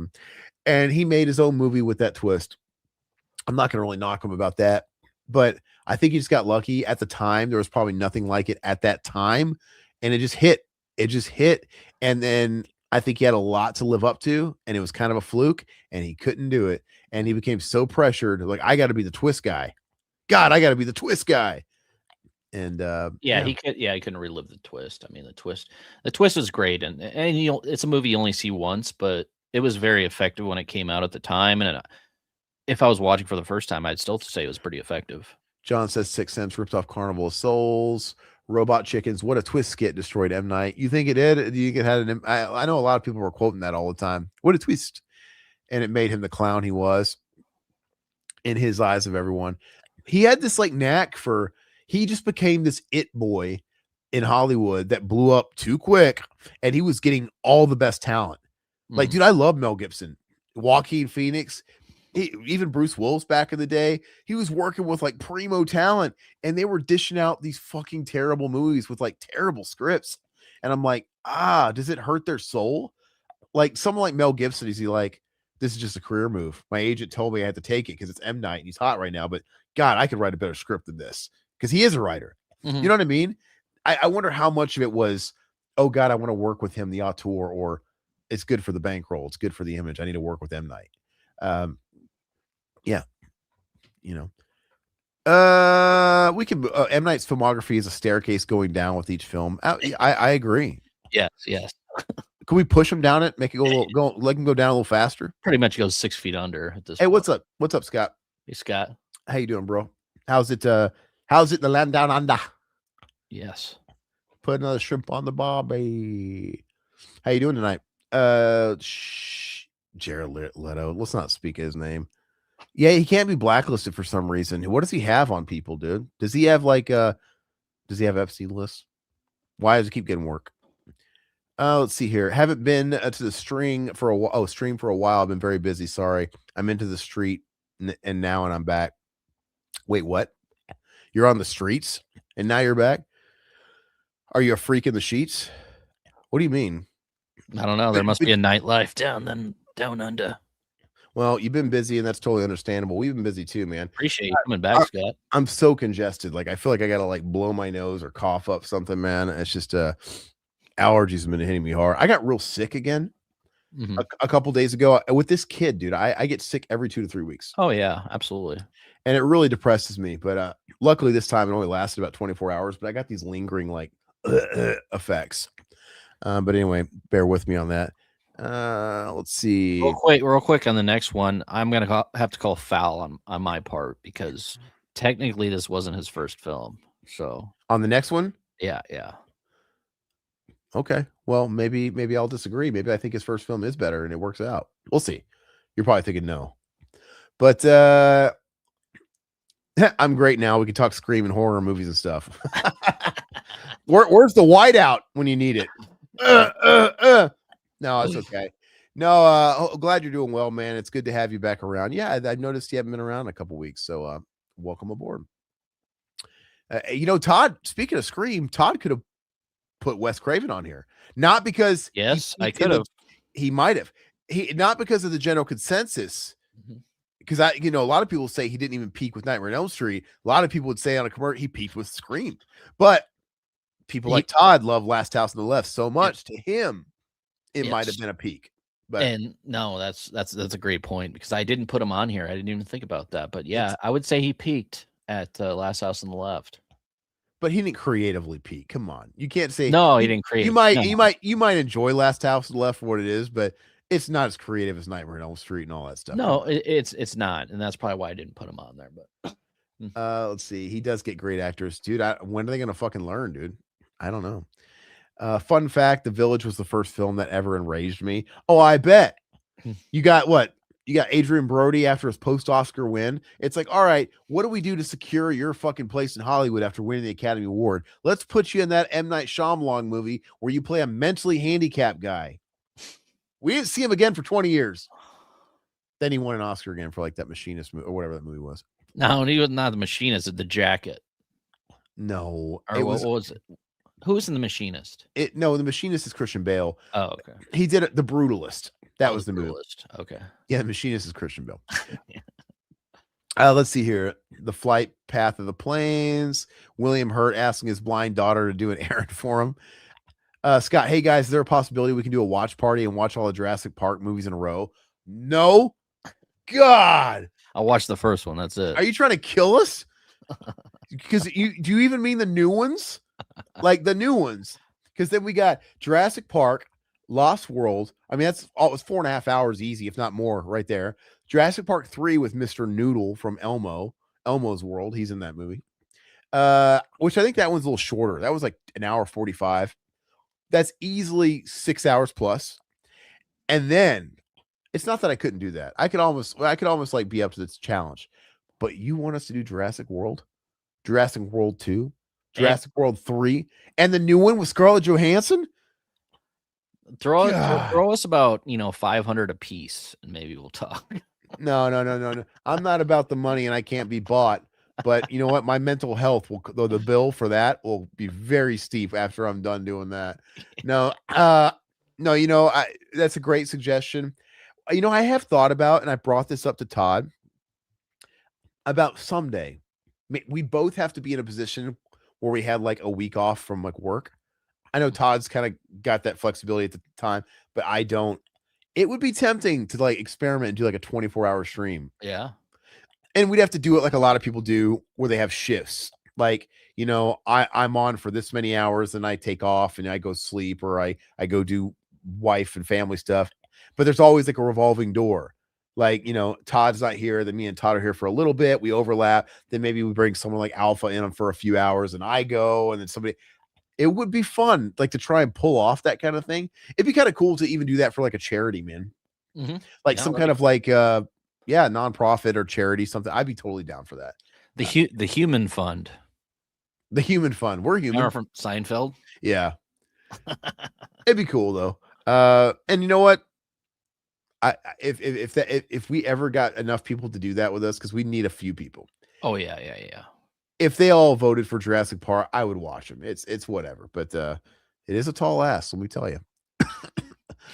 The logic just made me furious. Jurassic Park commentary would be awesome. The first movie I could do, no problem. No problem. No, sorry. I mean, I haven't been to the stream for a while because my old mobile phone had a lot of viruses because I haven't been streaming for a while. Oh, I got you.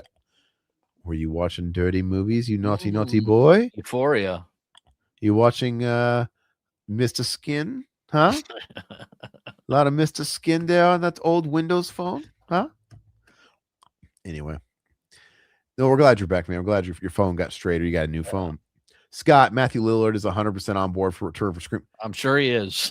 We've mentioned this. Of course he is. If you could pay his rate, he will pick up the dog shit in my front yard. Yeah. You know what I mean? He's a working actor. Of course he is. Mm-hmm. And why wouldn't he? His agent's probably speaking on his behalf, because his agent is making fucking dough right now with how big he is on like the convention scene. He is so popular right now. The automatic answer to anything Scream related is yes, I will do it. Because even he would probably do it for free because of the money he's making on the con circuit by being, platformed so high. You know what I mean? And that would be a smart move. So I bet low-key vibes. What's up? Hey, low-key. A lot of ist. What's that? There's way too many Jurassic Park World movies. Yeah, dude. Mm-hmm. I'm glad somebody's talking sense in here. Jeez, I couldn't do it, dude. The first movie, not a hard thing to request. Several Scream fans. Okay, here we go. We've started it. We've gotten you going. I'll read this one. Several Scream fans are really angry about Kevin Williamson has done to Scream 7, so I can bring you Stu back alive, but there's still hope for Scream 8. No, he's not coming back. I know they got a couple of like sisters that are writing it. I can't wait to see how that goes. But they can't do any worse, I guess. And I think Stu's dead. It's okay that he's dead. Yeah. We can all move on collectively. We have to mourn him so we can start appreciating his legacy. We need a Stu origin story. No, we don't. I know. Who would play young Stu? It'd be like Matthew Lillard would be like, I want to play him. I want to play young Stu. All right, next one. All right. This is the one you said is botched. Yeah. So basically, this isn't his first movie, but I thought it was his first movie. And this is Don Coscarelli. Oh, wow. Phantasm.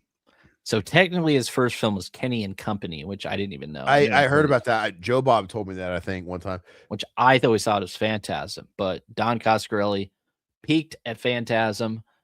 Like I said, I'm not a huge Phantasm guy, but for his whole filmography, this is his best movie. Sorry. I mean, because you have Phantasmia, Beastmaster, which Beastmaster. You have Phantasm. I think Phantasm 2 is better than Phantasm 1. I know it's debatable. I don't think so I wasn't a fan of Phantasm 2. I don't like any of them. I'm just saying which one's better. I don't think any of them are great. I think the first one's a lot better than the second one. I don't know. Yeah, he's not a. Did he do John Dies at the end too? Yeah, John Dies at the end.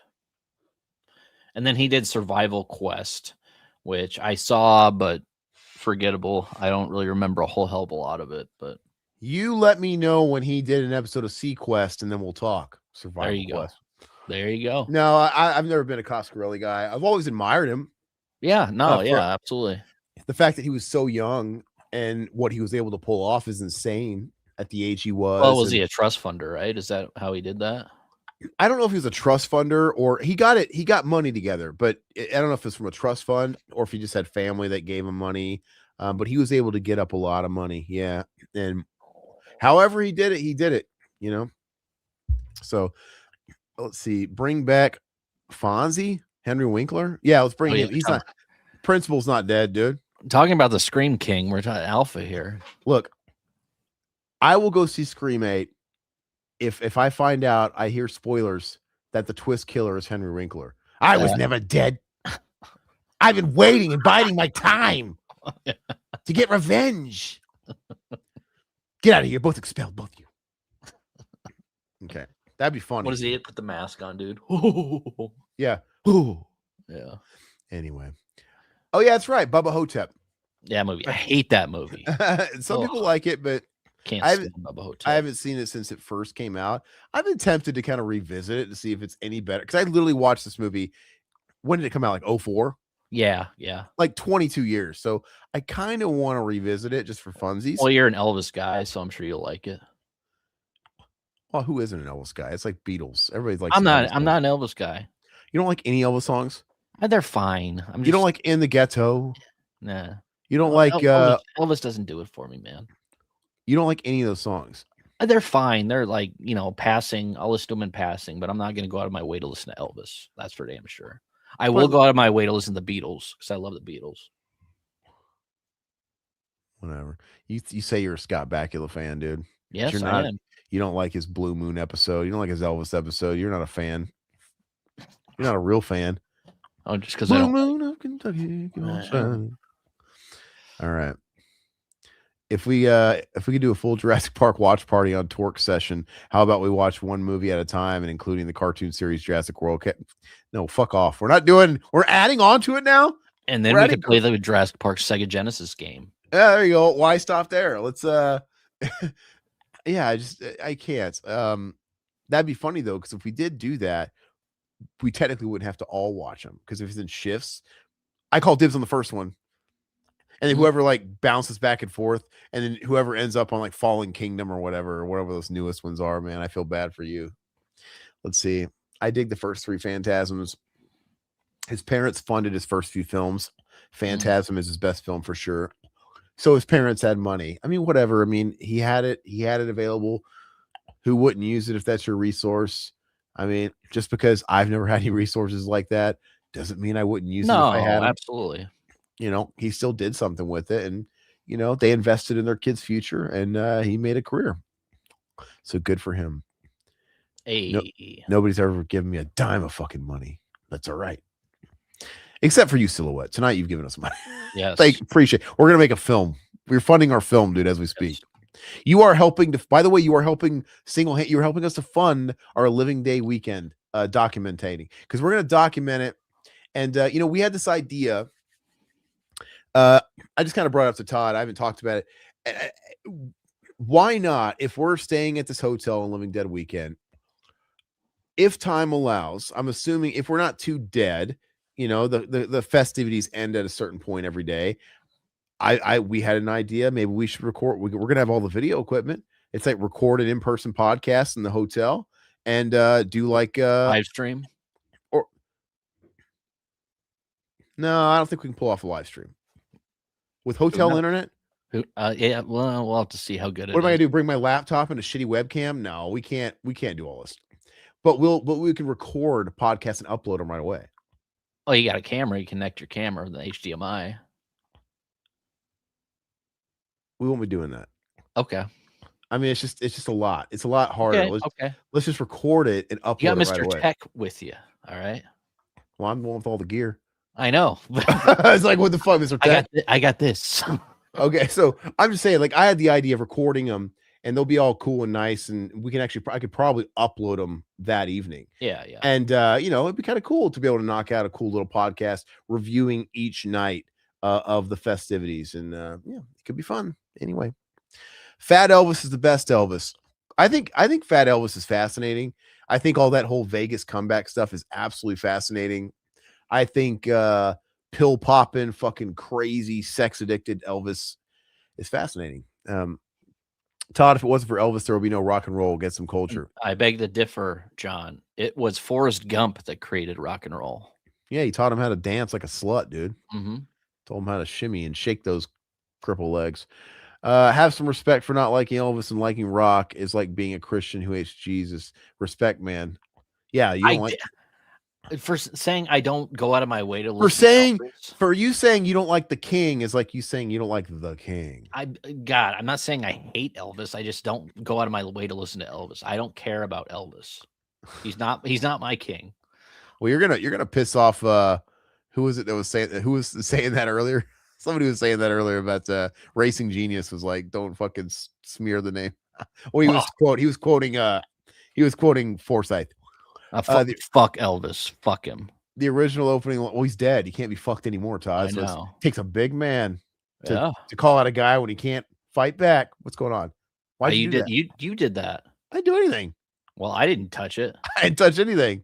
Go ahead and pull it back weird. up. Maybe it died. I don't know. The original opening scene in Jurassic Park Fallen Kingdom was supposed to be a whaling scene where the creature is following a pod of humpback whales and a mosasaurus attacks. What the hell is a mosasaurus, dude? Can we just go back to the basics where there's a T-Rex and some raptors, dude? Why has it got to get so complicated? All right. I'll do part 3. It's only 90 minutes. Yeah. Jeez Louise. Phantasm's best film. What's up, Down is Up? Thanks for joining us. Hey, Down is Up. And Blano, I agree, River. Fuck Elvis. I only like Elvis in Detroit Rock City. Yes. All right. Enough of this. All right, let's go ahead and move on. Who's the next one? All right, here we go. So this was kind of a blunder because he did. I had never seen his first movie, but let's just assume it's not as good as Phantasm. God, who is this guy? Eduardo Sanchez. Okay, that's a mouthful. Who is this? Blair Witch Project. Oh, I was about to say, I think this guy served me food on a food truck last week. Let's see. Yeah, I mean, what else did he do? Nothing. They didn't even let him do the sequel, No. Book of Shadows. They gave that to our favorite guy, one of the guys who directed what, Alpha? Some Kind of Monster, the Metallica documentary. Yeah, he just produced it. And Holy shit. Down is Up gifted 5 Rev House sub memberships. Awesome, brother. Thank you so much. You're insane. I have to be honest with you. I don't really know how that works still. Does it just randomly give them to people? Yeah. They just randomly go to whoever? I think so. Yeah. If you guys got one of those gifted memberships, tune in, vote. Our monthly member only commentary is Verhoeven week next week, and it's down between RoboCop, Total Recall, or Starship Troopers. Mm-hmm. So go vote, and whatever wins through the weekend, we are going to be watching with you guys late Friday night next week, and it'll be a nice little intimate party. It's a good time. We can kind of get loose, take our shirts off. It's nice. All right, let's see. Cool. I'm down with that, man. We appreciate you, man. Very kind of you. Very kind of you. Yeah, Blano. Oh yeah, he's a pimp. Pimp daddy. All right, let's go ahead and move on. Well, hold on. He didn't do it. He literally did a bunch of TV stuff. He's done of course, the Goosebumps TV series. He's done a lot of crap that nobody's even seen. But well, he did he would have done Goosebumps TV series before Blair Witch then. Because that was out. No, he did it in 2025. So there's that's out right now. Wow. He did Satanic Hispanics. He did that film. I guess there really is no even argument. There's no really any reason to really talk about him because it's obvious. That's a shame. He made such. See, this is what might happen to our boy who did that Undertone movie. You know, you got to watch out. How did this guy get the industry to turn on him? I mean, the whole cast got burned. Yeah, everybody got burned on that fucking thing. Mm-hmm. They didn't make a dime doing it. Does he do cons? He should do conventions. I think they did a con, both of them, because he was one of the directors. There's 2 different directors. Wow. But the other guy hasn't done anything either. So it's pretty interesting, though. Let's see. Blair Witch Project is the best example of lightning in a bottle. The actors should get more credit. Yeah, man. It's such a bummer, man. It's top G, man. It's one of my favorite films. Can you guys do me a big favor? Could you look at storyboard scenes from Jurassic World: Fallen Kingdom? Well, not on this stream. We might do it on the next one. We have time. We're talking about these directors right now, but you're really pushing hard for these really crappy Jurassic World movies. I don't know, man. I don't know. The more you ask me, the more I don't want to do them. I think you're just pushing me further away. You know, no, I'm just kidding. No, I've actually seen the first Jurassic World, but I don't remember it. I was literally it was one of those things where it was on at somebody's house and it was kind of background noise, and I'm like, I'm not watching this shit. But I don't know. As a non-member, I'd pick Total Recall. Quaid, start the reactor. And Total Recall is that's one of my favorite films. I still quote. I mean, there's so many good quotes. It's a top 5. It's a top 5 movie of all time. Yeah.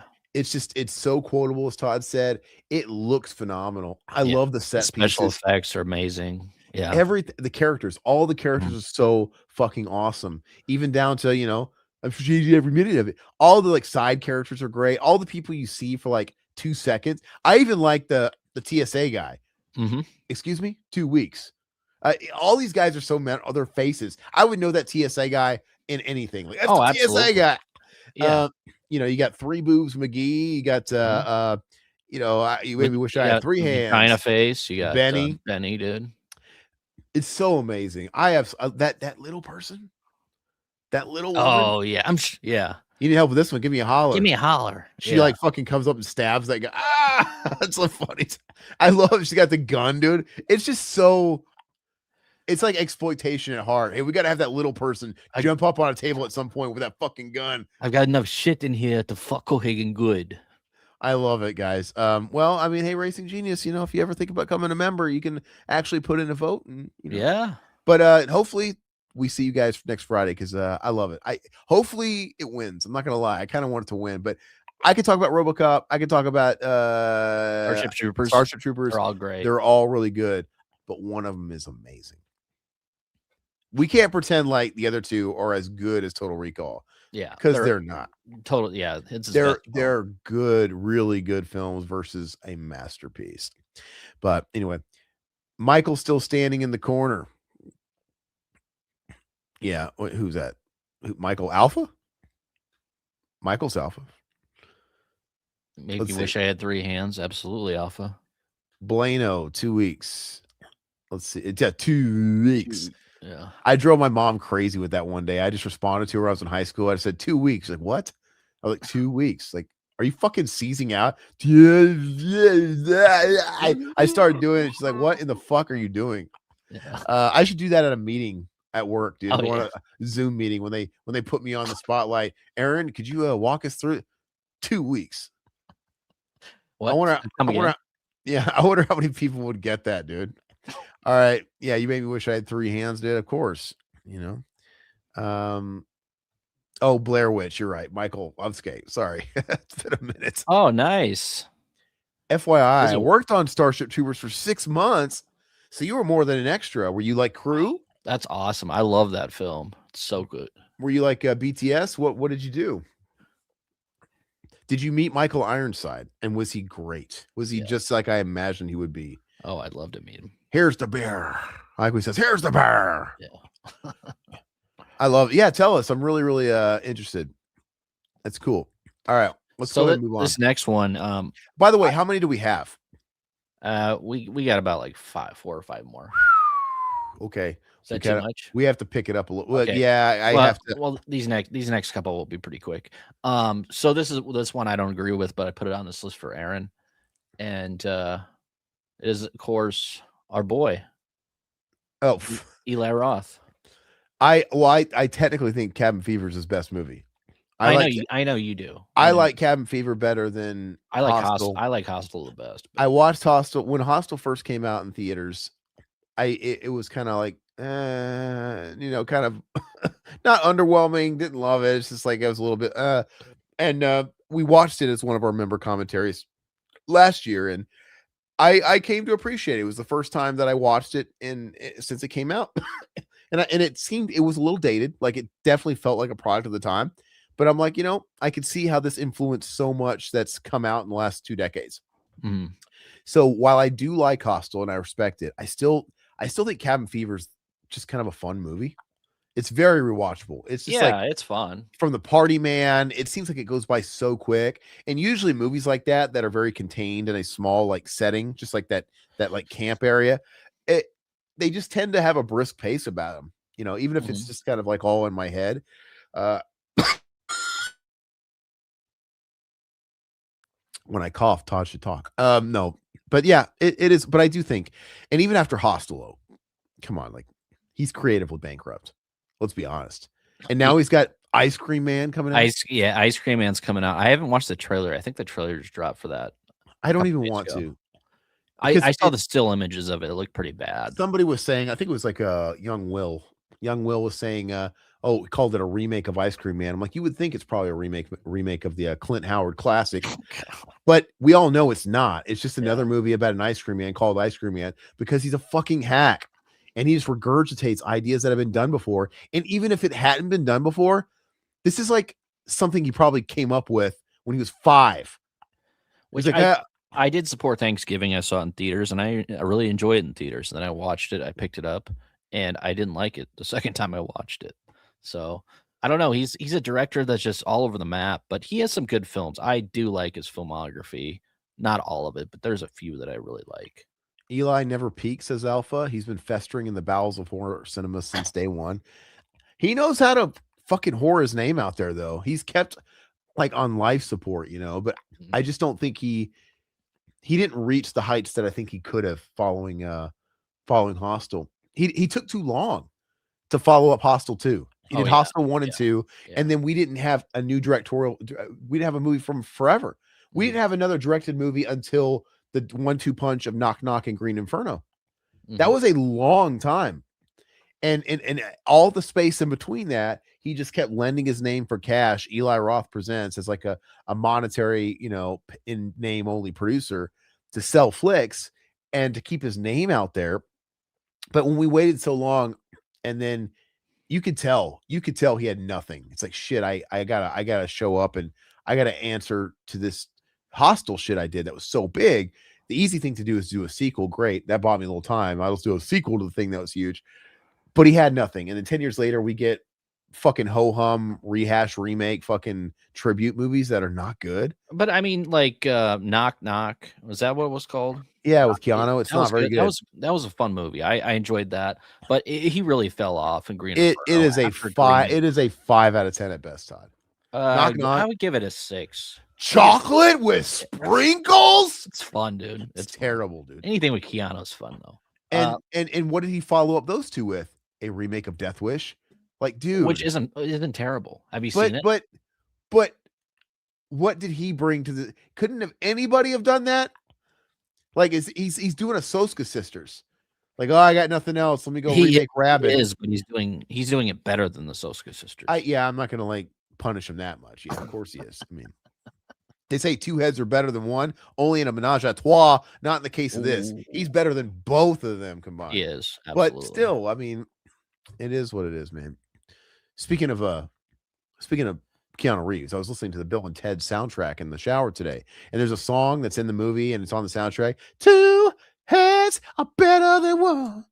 Triple the pleasure, double the fun. Anyway, it's by a band called Power Tool. Nobody's ever heard of. No. And I was really listening closely to the lyrics while washing my hair. I'm like, this is blatantly about gang banging a chick with your best pal. It's so funny.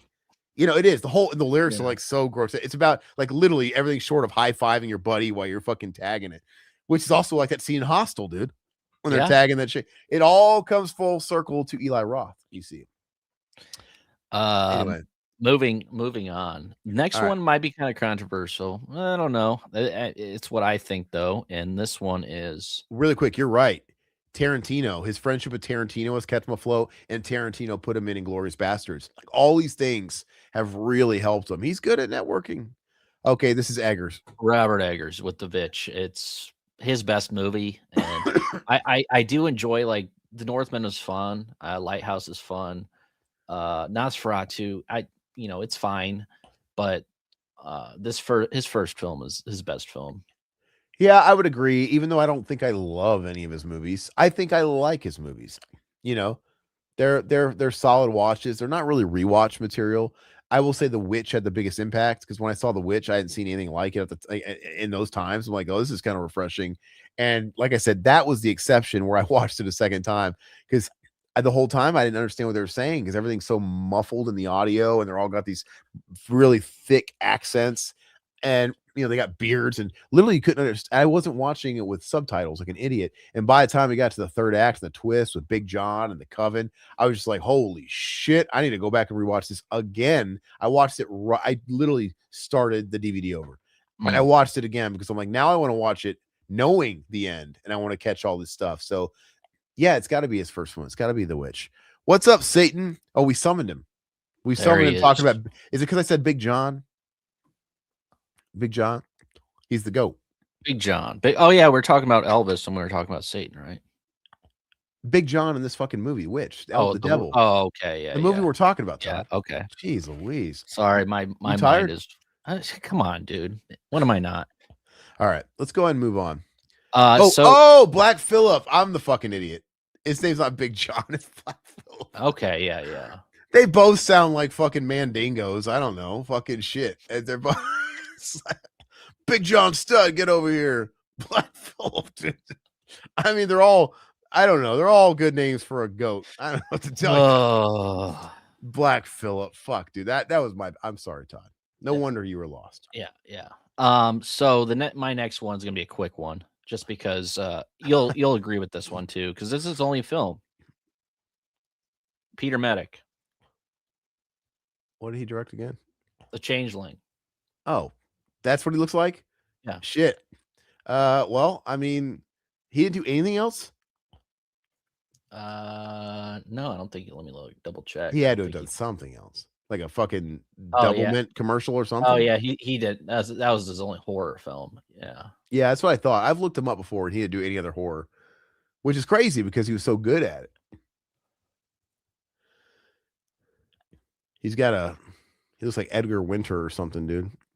Whatever. Yeah, we know that was like his only movie. We've talked about him to death. But this guy also peaked in his Changeling's one of the greatest, Stazzy. Oh, could you have picked a better photo of my boy Clive Barker? He looks strung out, dude. He looks terrible in this photo. Looks like his eyeballs are gonna fall out of his sockets, dude. He literally looks like someone just like threw water in his face and pulled him out for this photo shoot and woke him up. Yeah, it looks like he's half tanked in this photo. Well, yeah, and the thing with Clive Barker is he only did 3 films, and he did, just like his writing, he didn't really put out a whole lot of anything. His writing wasn't like Stephen King. Stephen King had the work ethic, and Clive Barker, I don't know, he just had a different pace about him. And with the movies, he did Hellraiser, which is incredible. Then he did Nightbreed, which is a adaptation. He was directing his own adaptations, which is very unique. And Nightbreed was obviously based off Cabal. And yeah, I've never cared for Nightbreed. I just never cared for it. It's hard to get through that film. Either version doesn't, the Cabal cut doesn't matter. And then Lord of Illusions was always kind of okay. And then ever since I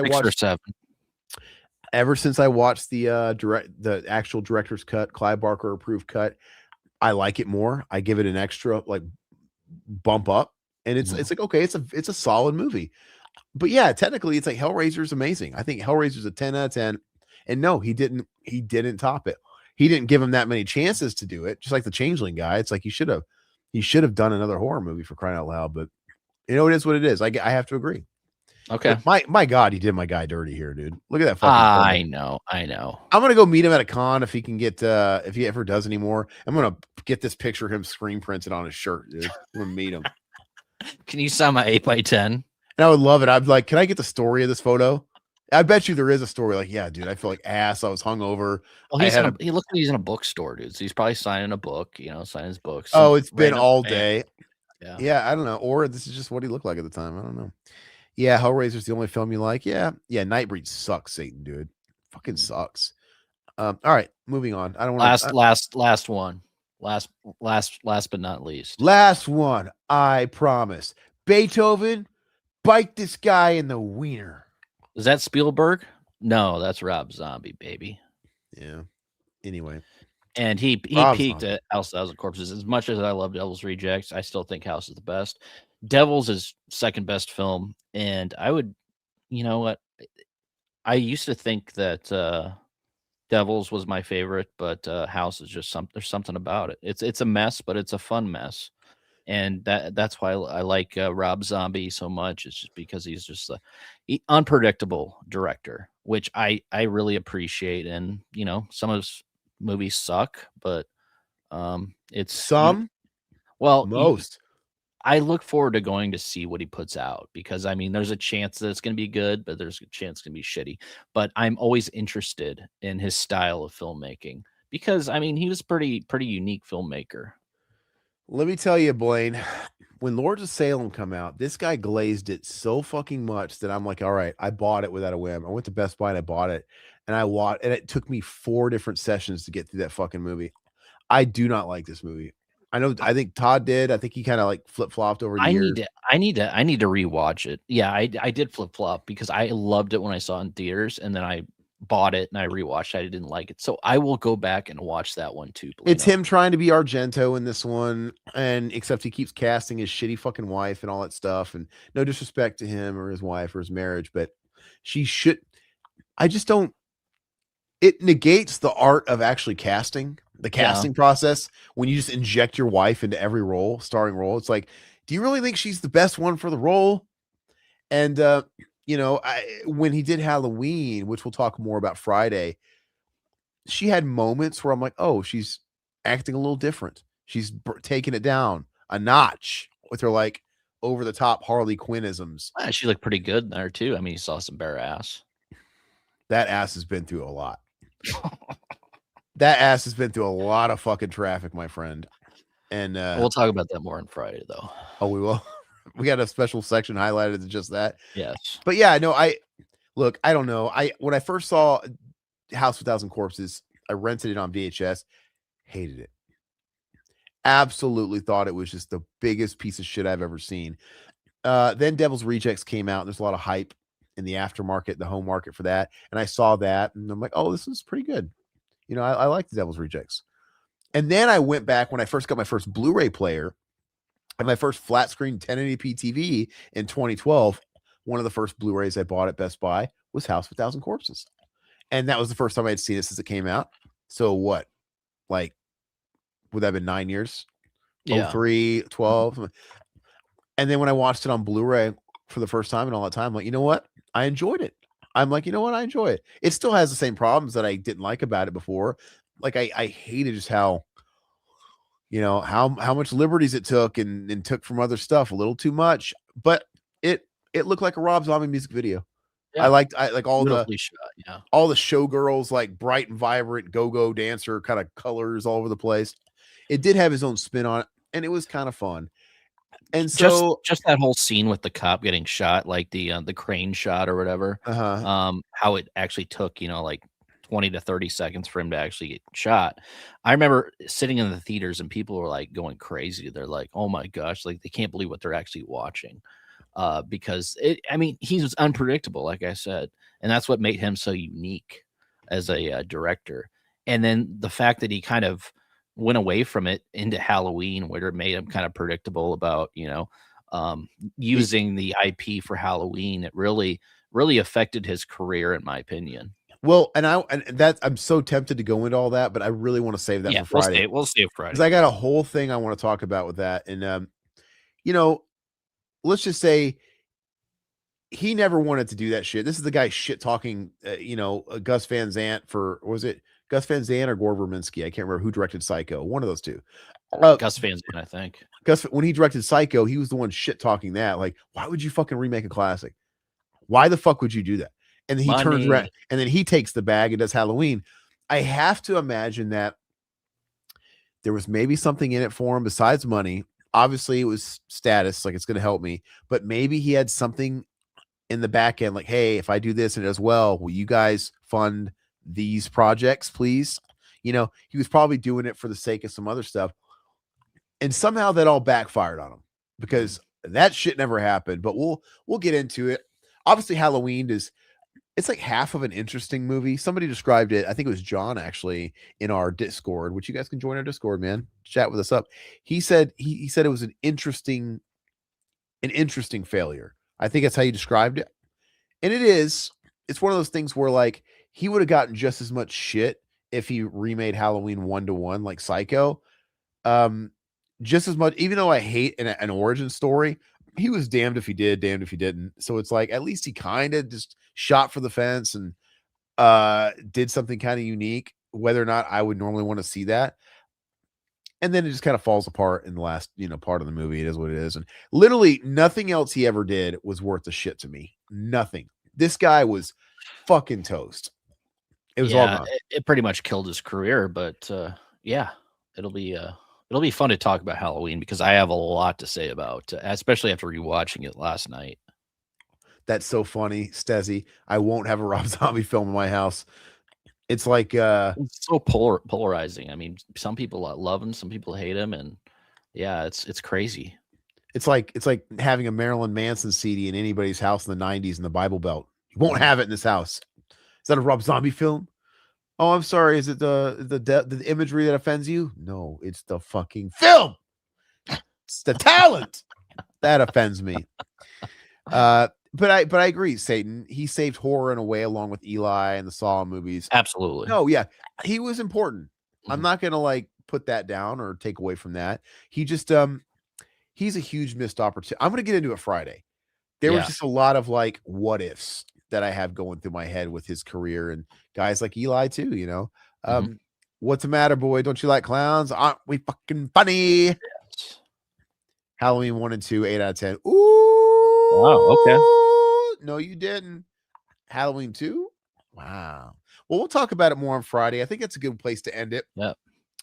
And it's kind of a cock tease because now I'm like in the mood to talk about it and we can't. Yeah. Because I want to keep going. So Friday night at the morgue, join us with our boy, your boy, Alpha Romero at 10 p.m. Central Time. We're going to be going 9 p.m. Central Time. Did I say it wrong? You said 10 p.m. 9 p.m. Central Time. Sorry. Forgive me. 9 p.m. Central Time. And we're going to be talking about Rue Morgue classic issue all the way back from the original Halloween, from the original remake of Halloween. Rob Zombie came out. And we go through page by page, a deep dive on the magazine and, really pick it apart. And a lot of really cool conversation comes from these streams, these episodes. And I think this one's going to be a special one because I haven't read the magazine. I keep it spoiler free. Todd goes through it. I don't. I want to see it fresh the day of the show. And I'm already chomping at the bit, man. There's just so much to talk about with Rob Zombie. And I'm looking forward to reading that interview because it's always fascinating to see where their mind was at the time because he's promoting it. It's coming out 2007, yeah. And it'll be interesting because I've heard him flip-flop on the idea of remakes. I wonder if he's going to give us that thing in that interview because I heard him around the time of Halloween when Halloween did come out and it was a big hit. He was like, I'm not doing a fucking sequel. I will not do any sequels. He kept moving the goalpost. Oh, I would never remake a classic. Oh, well, I would never do a sequel. And then it's like the money kept talking. And so it'll be interesting to see which Rob we get in this issue. You know what I mean? And how he's promoting and talking about his film that at the time nobody had yet to see. And we'll see how correct it is and how we agree with it, like how he's selling it. I don't know, man. I'm just really, really into it. It's going to be awesome. And these are the most fun I'm having. These are Rue Morgue episodes. And a little tease in the next issue after Rob Zombie, we're going to be talking to a guy from Rue Morgue who's actually written articles in there. So he'll be joining us on a show here. I think that's in May, the first day in May 1st. And he will be going through the issue with us. And he wrote a few of the articles or one of the articles, and it'll be a lot of fun. I believe it's an anniversary issue of Nightmare on Elm Street with Heather Langenkamp and Robert England. I think it's like 40 years of Freddy or 30 years. So it's an anniversary issue. So Kevin, our homeboy Kevin from Room Org is going to be on the show with us. Yeah, looking forward to that as well. But that'll be the one 2 weeks from this week. So yeah, yeah, he did it because they threatened him that they would get someone else. He should have been like, so it wasn't the keys to his castle anyway. Like he should have expected that. Like, hey, look, I'm not the first to direct a Halloween movie. I'm certainly not going to be the last. But I guess it maybe stung that they were going to do his version of Halloween, like a sequel to his, and probably because that movie is very much a Rob Zombie movie, like through that filter, man. It is what it is, man. I'm sure the paycheck didn't hurt either. I mean, the guy was doing Woolite commercials, for God's sakes. He'll take a paycheck, right? But anyway, it's better than Halloween Resurrection, though. I think everything is better than Resurrection. Yeah. Well, anyway, thank you guys so much. We appreciate you one last time. Friday night, 9 p.m. Central Time. I said it incorrectly at the start. If you're new to the stream, please think about giving it a like. Consider subscribing. If you've been around a while, you can support us. Down is Up was so awesome. He gifted 5 memberships today. That's awesome. Thanks so much. Yeah, I mean, you're the man. Definitely take advantage. Next week, like I said, we have a poll up. Vote for the member commentary we're doing next Friday, Verhoeven week. It is between RoboCop, Total Recall, and I can never say it. Starship Troopers. I can't say it. What else? Oh, we have a new storefront. Check it out. It should be linked below, I think. And we have a Living Dead Weekend exclusive shirt, which I think is pretty badass. I'll be wearing mine hopefully next week, if not the week after. So you guys will be able to see it if you are on the fence. And once Living Dead Weekend is over, those are going to be gone. But we thank you. Thanks for all your support, man. Thank you, Silhouette, for super chats as well. I appreciate you, brother. Yeah, we appreciate all you guys. Catch you later. Bye. See you guys. Big thanks to the Revival House family. Your loyalty fuels our obsession with horror and lets us uncover the darkest, most twisted gems just for you. If you're not a member yet, consider joining the cult today. You'll get early access to videos, exclusive content, and behind-the-scenes scares you won't find anywhere else. Until next time, this is Revival House, your home for horror. And remember, we'll leave the house lights off for you.